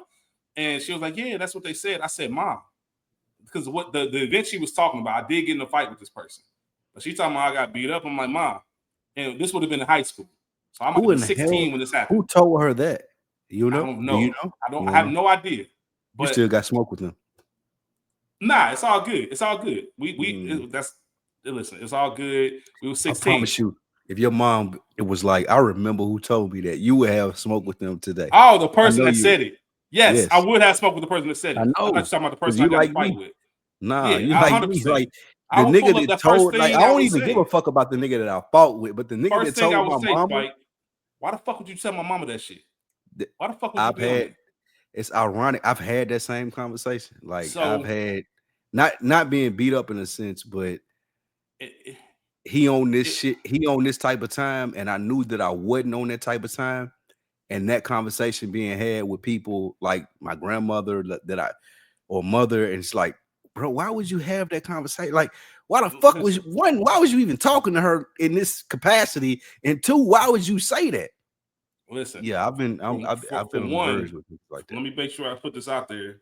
Nobody got beat up, for one. For second, when this would have happened, I would have been around 16. All right, I'm a minor. I'm in high school. I live with my mom. I told my mom directly. I said the first thing I said was, "Mom, don't you think you would have noticed me lumped up and beat up? Like I wasn't hiding. I didn't go on like summer vacation where I'm going all summer, like or nothing like that. Like during school, I'm living with you. I'm coming home. Like you would have been the first one. If I've got a little mark growing on this side, you're the first one to notice it. Like, don't you think we would have had this conversation? Something would have happened. Like, and I remember when I was 18. I beat up a dude in the mall, and it was hard for her to understand it. It was hard for her to really realize I got in a fight and I beat somebody up. And it just goes to show that for some reason that perception, and I think part of it was because I never got out of character in front of my mom. I had too much respect. And sometimes it makes me think like I wish I would have wilded out in front of her. I think that's I remember another time. I'll tell you another time. This wasn't even anything crazy. Me and my mom were on the same phone plan. I had to be like 17, 18. Once again, late teenage years. My parents were separated at this time. This dude at Verizon was playing in my face. And when I tell you I dogged that nigga in front of my mom's, And I remember telling my pops about it later. Like I went over my pops later on that day, or maybe a day or two later. I remember telling him about it. And I remember the first comment he said, I bet your mom was surprised by that. So which let me know all these comments are telling me, like, my mom just thought I was a sweet, innocent kid. He knew. But he also knew, like, your mom just think you just sweet child. Like, she doesn't know you have this in you. She doesn't even know you got this. That makes sense though, because that's what moms do. They want to think that you skewed to the good side of life. The whole reason I brought that up, what they taught you. The whole reason I even brought this up is because it reminded me of a story that you told. I think you were out and about. I don't know if it was a live show or something, but your mom was with you, and your mom kind of like finally looked back and like, oh, like my son out here, like he know how to move and shake, like you know what I mean. And to you, I'm sure it would have been like, of course, I've been doing this since forever. But when your parents get a chance, because my mom sees that, she knows that now. Right. But as you grow, when they finally get to see it, it's almost like, oh, like I kind of don't even know the man I raised. Like, like and they're proud of you, and they're like, oh, you somebody. Facts. I present myself in a certain type of way to my mother, just like what you're speaking to. And even before any of this, not even talking about podcasts and the media, I worked at a corner store in the hood because my mom's husband had a store there. And he needed someone who could work there and not be intimidated by the customer base. Mm-hmm. And I was like, okay, cool, I got it. I needed a little gig at the time. I was like, it's cool. My mom was so shocked at how many people that came in there that knew me. Just from being out, like what you said, what we talked about earlier. Like, oh, I know it. Like this nigga, he's been going out clubbing and in the spot since he was 14 years old. I know you. I know your face. I know like how you even know these people to be working in here. You know what I'm saying? Like I look at these people like they're the upper echelon of where we're from, and you in here, nigga, you've been in the trenches with me for the last 10 years or whatever it may be. And it's like what you were saying, Rich. My mom was so fascinated that I knew so many people when I was working in that store with her and her husband, in the sense of she was like, I don't get it. I thought that it was this one thing, but all these people, this is the way she would put it. It's ain't me saying this. All these people that are coming here buying Black and Miles and Swisher Sweets and whatever it may be, they know you. How do they know you? I didn't think that they would know you. And it's because of what you're saying. You present yourself in a different light to your mother because you don't want to disappoint her. And I still do that to this day. It's like I love my mom so much in the sense of I want you to think that I'm that baby boy, only child, which is different from you, that you raised and has those same standards that when you were around, when you weren't working two jobs, that you try to implement in me. I want to make sure that you think that I thought that was best. And I may not agree with it, a lot of it, like, but I still love you so much and hold you in so much regard that I want you to think that this is the version of me that's out here in the world. And hopefully you ain't got to find out about them other versions that's out here in the world. That's the thing. Yeah, that's the thing. Because even when I got in that fight, like I didn't tell my mom. It was years after. I think she had heard about it because other people was there and they saw it, but it wasn't until I said something. It was Christmas Eve, all types of shit. But it is cool. Like, but you do have to have you have a little like I'm the one who knocks moment. Like, who is it that you think I am? Like one of those like, a man knocks on the door, you get shot. You think of me like I'm the one who knocks. Like what? But like I said, it's beautiful when you get older and you realize exactly. You got into a fight on Christmas Eve at the mall. Yeah. How'd that happen? I thought we talked about this. When you talk about this, was it the Foot Locker nigga? Yeah, Foot Locker. Okay. Yeah, we did talk about this. I'm about to say I don't like say what you mean the first time. Had you said what you meant the first time, it could have just been. I might even respected it. Was it at the end of the shift or the beginning? It was at the end of. It's at the end of it, and I almost let it go. You worked all day, and I worked all day. This the initial part happened around 2 p.m. and I told him, I said, "Nigga, like the mall closed at the same time. I'm gonna see you. Before we leave, I'm gonna see you." So he told me he had something for me. I said, "All right, make sure you hand deliver that motherfucker." And by the time 6 o'clock rolled around, because it was a holiday, the mall closed early. I was ready to go home. Like, man, fuck dude. I ain't thinking about dude. And just so happened, as fate would happen, Savage, the deposit room in the mall, because, you know, at the end of, if you work in the mall or if you work retail, you got to deposit the cash, which sounds crazy because people don't even really use cash like that no more. But you count up the register, deposit the cash. They had a bank in the mall. And as we're entering, they're leaving, or maybe the opposite. Maybe we're leaving and they're entering. Mm-hmm. And I looked at the nigga dead in his face, and I could tell he ain't want it. And I just kind of chuckled to myself, and I was like, man, fuck, dude. And I was walking towards the exit, and then I was like, nah, I can't let that shit slide. I told you. There's certain things that'll keep me up at night. And I knew I'd have been thinking about that for the next week. Like, you talked all this shit. Did I ever tell the Gibbs story? Like, me at the concert? So, wait. No, I'm not sure if you did. But all right, I'll tell that here in a second. The thought goes through your mind, I can't let this shit slide. Do you initiate what goes on? Yes, absolutely. Absolutely. Turn right back how around. Does that look? Is that words? Is that physical contact? Like, what is it? No, that's you seen how did you see how it's lowest yet? Not yet, no. Okay. There's a scene that I was going to describe in that. But either way, no, that's words and that's the vicinity. Mm-hmm. Like, there's no yelling across the mall. There's none of that. Because you felt like I'm not letting you get away with playing with me. You got to stand on that. You talk to me like I'm pussy. So now you got to show it to me. Now you got to prove that. I got to know that you believe everything you're saying. In the same room, and you ain't saying nothing. I'm gonna say something because that's how I'm built. I was on my way out the mall. You can't talk to somebody else about me and have these conversations and it get back to me and me and you be right here face to face and I not acknowledge it. You ain't built like that. And I promise it was Christmas Eve and I was thinking to myself, like, you know what? I might just go to the crib. It's all good. And there was something in me that just said, nah, bro. Like, I started like almost twitching a little bit, like, nah, bro. And I turned right back around and met him right in front of one of the stores. It spilled over out into the mall? No, we were in the mall. Like, we were right by the food court. Oh, okay, so there's an Applebee's. A cash drop-off place.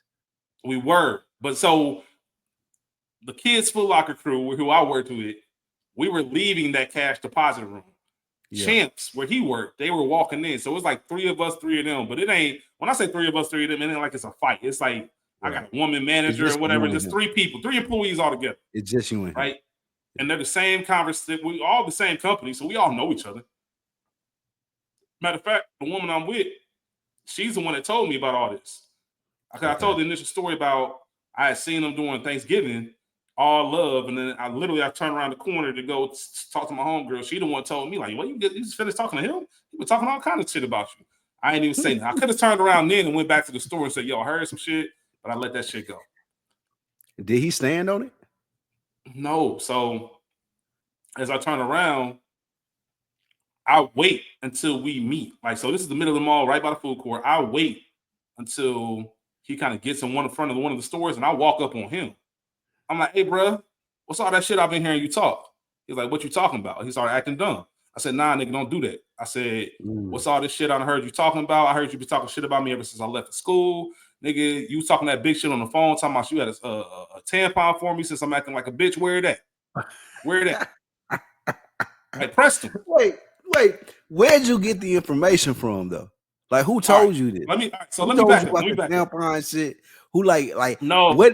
What even put this? I'll tell the story. I'll tell the story again. All right. So my freshman year, like right after high school. So I was working at Foot Locker since I was 16. Like right before I turned 17, I got a job at Foot Locker. My first job was Chuck E. Cheese, and that was some bullshit. You was one of the characters. Yep, I was a mouse. Shut the fuck up. I promise you. Doing birthday dances for the kids and all that shit. You had to put listen. So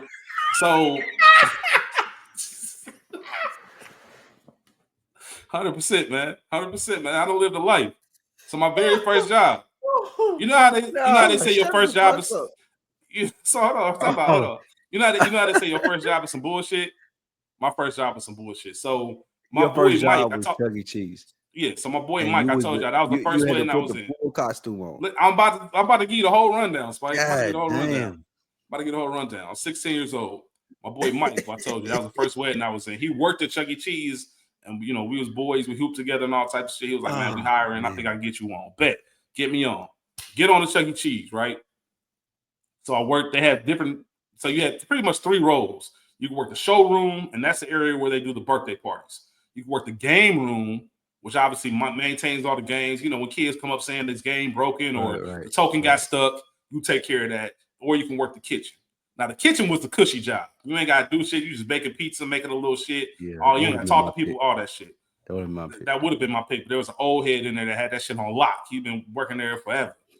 The showroom is where most people start out. So I was like either bussing tables, cleaning up after that shit. But so at Chuck E. Cheese, the mouse, Chucky, has to make an appearance on the floor at least one time an hour, right? At least once an hour.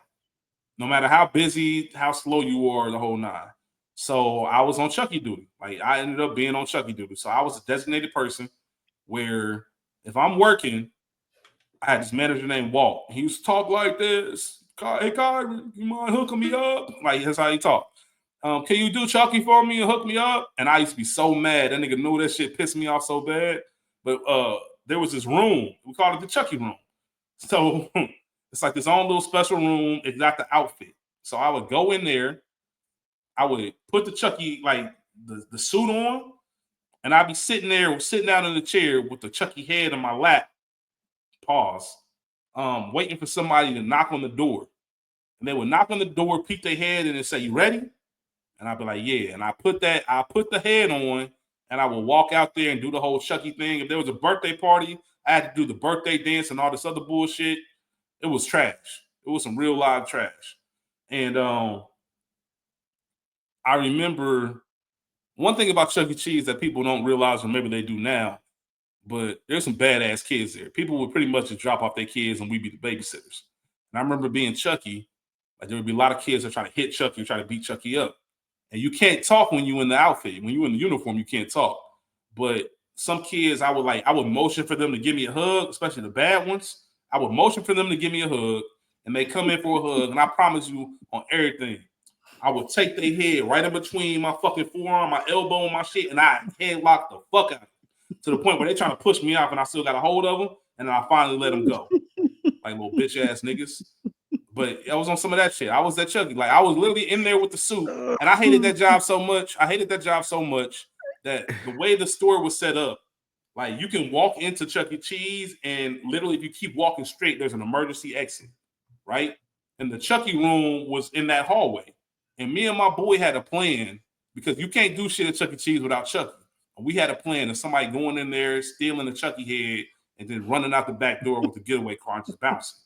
Mask on and all that shit. We obviously ain't do it, but that was my first job. Yeah, I used to do the birthday dance. I remember my football coach found out that I worked there, and in gym class had me do the fucking birthday dance in front. It was all types of dumb shit. Anyway, God. Yeah, fuck Chuck E. Cheese. How old was this? 16. So, dang. Yeah, man, some bullshit. I worked at Foot Locker right after that. So, I say all that to say, this dude that I'm glad you are professional and transition us, because I got so many questions and I'm so stumped at we can get back to it. We can get back. So here's what we will get back to it in some of these chapters. I don't have the capacity to really. You got your mind is blown right now, so you got too many questions. I'm fascinated. So here's what we're gonna 37 do. That's like this. Here's what we about to do. Here's how we're gonna wrap this up, Spike. I'm gonna tell the story about this fight. Reveal. I'm gonna tell the story about this fight at the mall. I'm gonna tell another story about to this day. This happened 5 years ago, and to this day, I still wake up in the middle of the night sometimes wishing I whooped this dude ass. And then I'm gonna have you ask whatever question you had. I know you say you had some fraternity. How many fights have you been in your life? I don't know, 5, 6, 7, something like that. Nothing crazy. Right.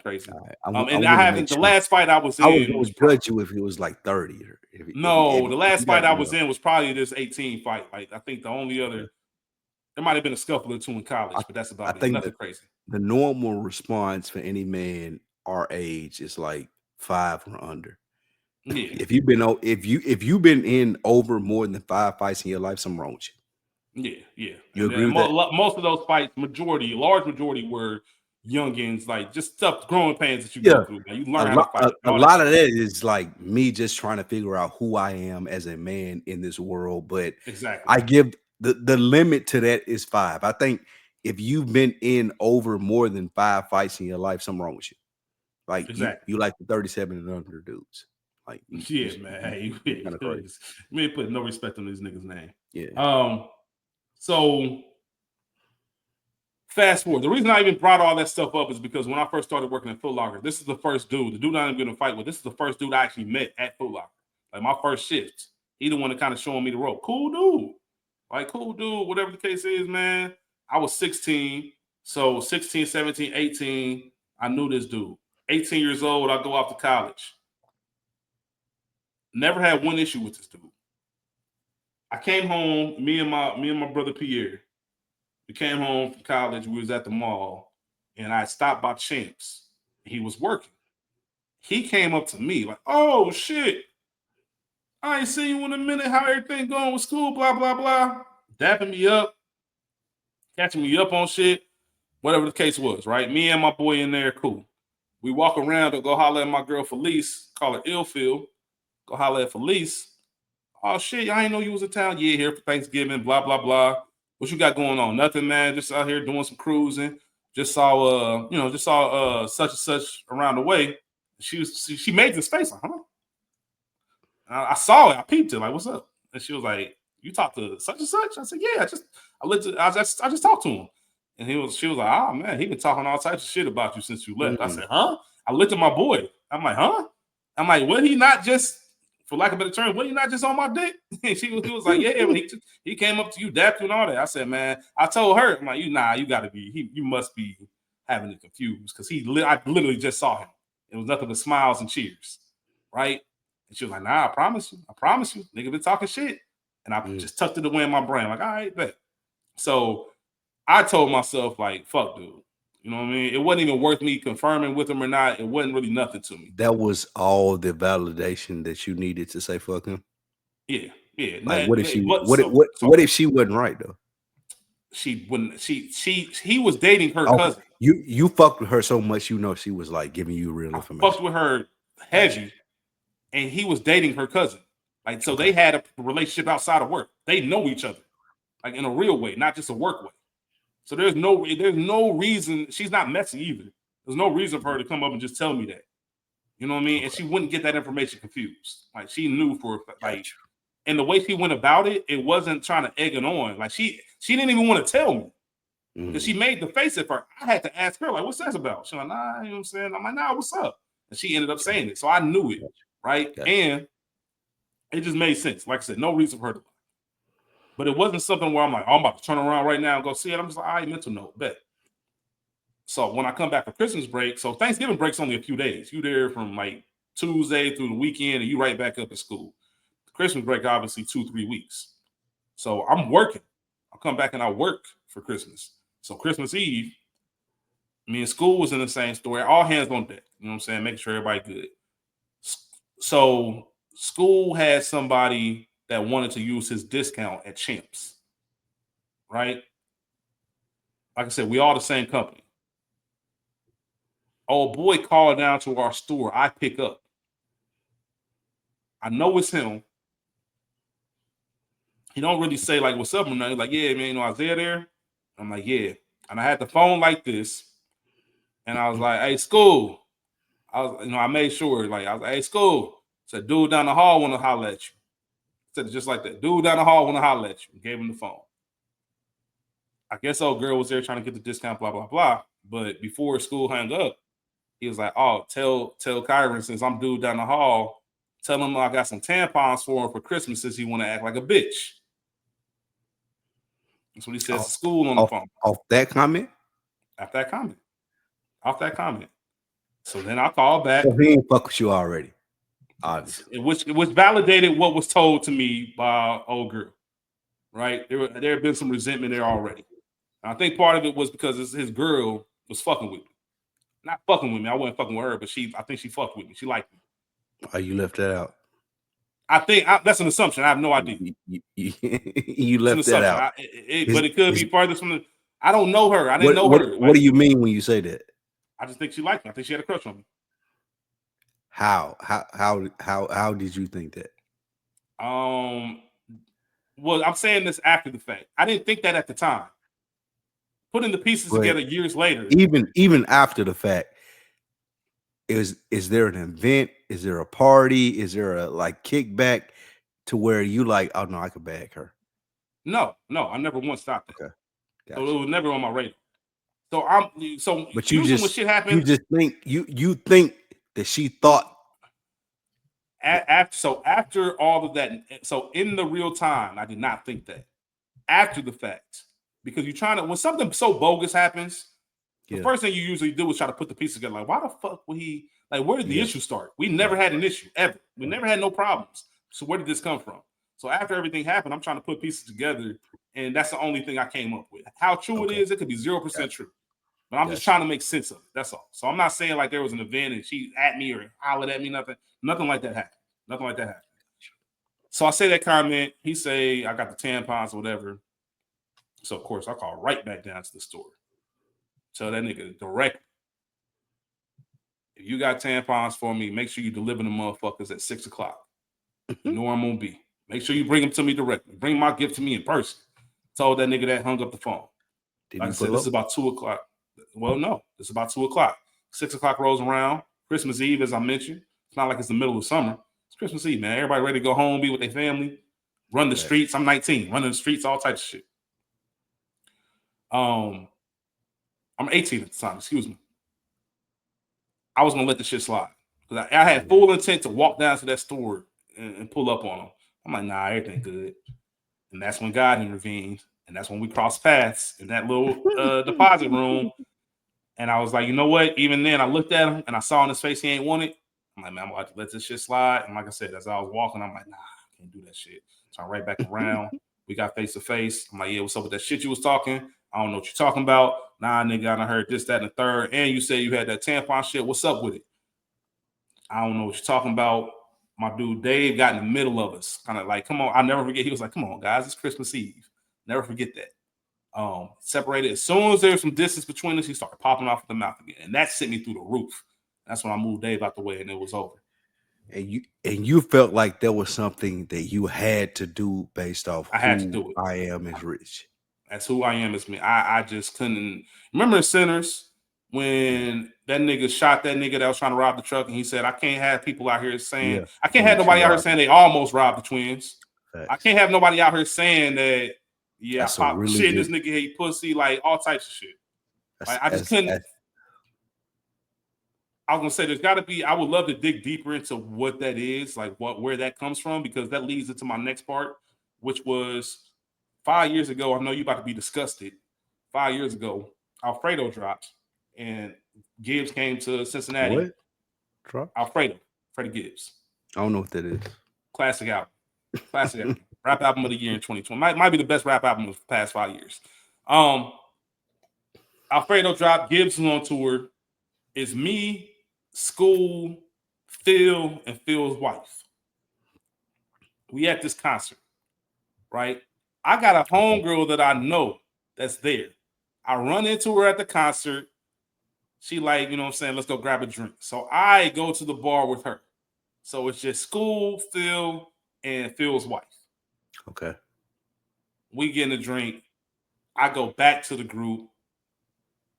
School on some like, you just tell them something like, what's up, you good? Like, man, dude behind me, weird. It's like some drunk white dude. Like, dude behind me being weird. So I'm like, all right. So I just kind of look and peep the scene. I'm very observant. I'm sure it's the same way you are. Just like to know my surroundings, know what's going on. And dude was stupid drunk and kind of like bumped into me once. Not on purpose, but on some, like, the first one was like you good? Yeah, man, you can tell he's stupid drunk. And you ever notice you can tell when somebody's just behind you doing some fuck shit, whether they playing with you or just mimicking you or whatever the case is? Yeah. I kind of get this feeling that dude was behind me doing some fuck shit. And he did some shit. And the second time is when I I had that look in my eye. Like letting them know, hey, bro, like I don't know what you think this is, but I ain't fucking with you. Like I'm not fucking around. Like I don't play them type of games. Stop playing with me. That was the warning. Like the first one was a gentle, you good. The second one was the warning, and then the third time he actually bumped into me again, and there's a group of white dudes, right? So this is a drunk white dude, and there's probably a group of 4 white dudes around him, right? And I said, hey, motherfucker, I promise on everything, you about to get your ass beaten here. Ain't gonna be no concert. I'm about to beat the fuck out of you. And I looked at one of the white dudes that was there. I said, get your mans the fuck out of here. I'm beating all y'all motherfuckers up. I told him just like that. School always laugh at this part. Phil laugh at this part too. Because I looked at that white boy, told him that, because I know his mans was too drunk to even know what I was saying. So I told the sober dude. Sober dude looked at me dead in my face, said, hey, we don't know him. And I looked at him dead in his face, I said, I don't give a fuck. He your responsibility now. And I promise you, I never seen or heard from that group ever again in my life. They did not know that dude, but they saw that look on my face, and they took that stranger and moved him to the other side of the concert hall. Because they knew I was about to beat the fuck out of him right there. And it's still to this day, there's moments when I'm like, man, I wish I at least hemmed him up or mushed his face or something.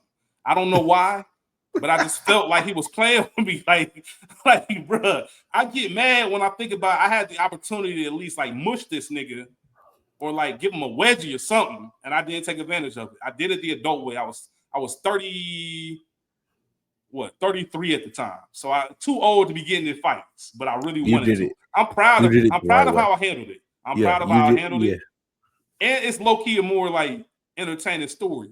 Facts. Because I got people that didn't even know this man that looked at me and was like, nah, this nigga about to beat the fuck out of this nigga, man. We about to take him this way. So yeah, man, I don't know what it is about that little voice that makes me say, like, nah, you try to get over on me. I got to show you what time it is. And I'm not a tough guy. I want to make sure everybody knows I'm not a tough guy. I never want to fight. Like, any fight that I've ever gotten in was outside of that one, the one I just told you about, was out of kind of necessity.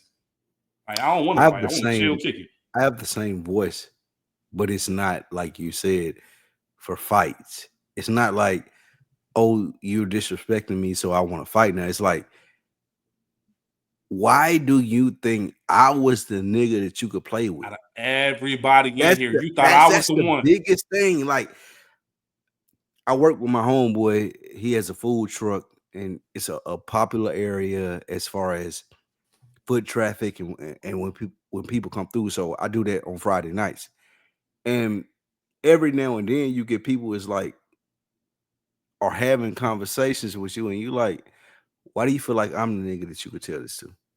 I don't want to talk. I don't want to talk to you like this.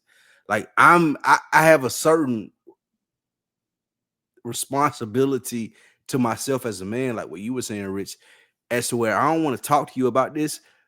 And at the same time, I'm gonna check you, and it's not going to end well. So listen, I resonate with that 100%. Yeah, man. I think we had a good spot, man. I think there's a lot more. We're definitely gonna have a part 2 of this. Yeah, because I know there's stuff you had to ask. I know you want to talk about Chuck E. Cheese. I know you got fraternity questions, all types of stuff, man. But it was facts. As we get out of here, man, and get ready to move on to chapter 40 next week, or we might be on a break next week. So break next week, and then we will resume this the week after that with either Portia or Wash. Yeah, absolutely. But we appreciate y'all. But we're definitely gonna have a part 2 of this, man. Give us your feedback. Let us know what you think. Not only are myself and Spike Lou getting to know each other better, but y'all are getting to know us a little bit better as well. About y'all. Yeah. Tell us about y'all. Tell us some stories. What you thought was fascinating. What's gonna make this thing go. Y'all listen to this and y'all share the same way that we shared. I think there is no space for this like this out here in the podcast sphere.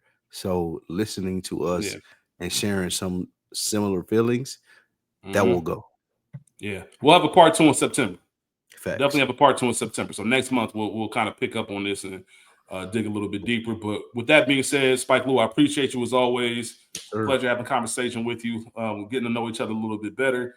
Bookworms, we appreciate y'all. Please remember to like, subscribe, share, tell a friend, man. Find a black man, pass this podcast along. Let's build this community. Most importantly, let's make sure we get better this week. We out. Facts. Peace.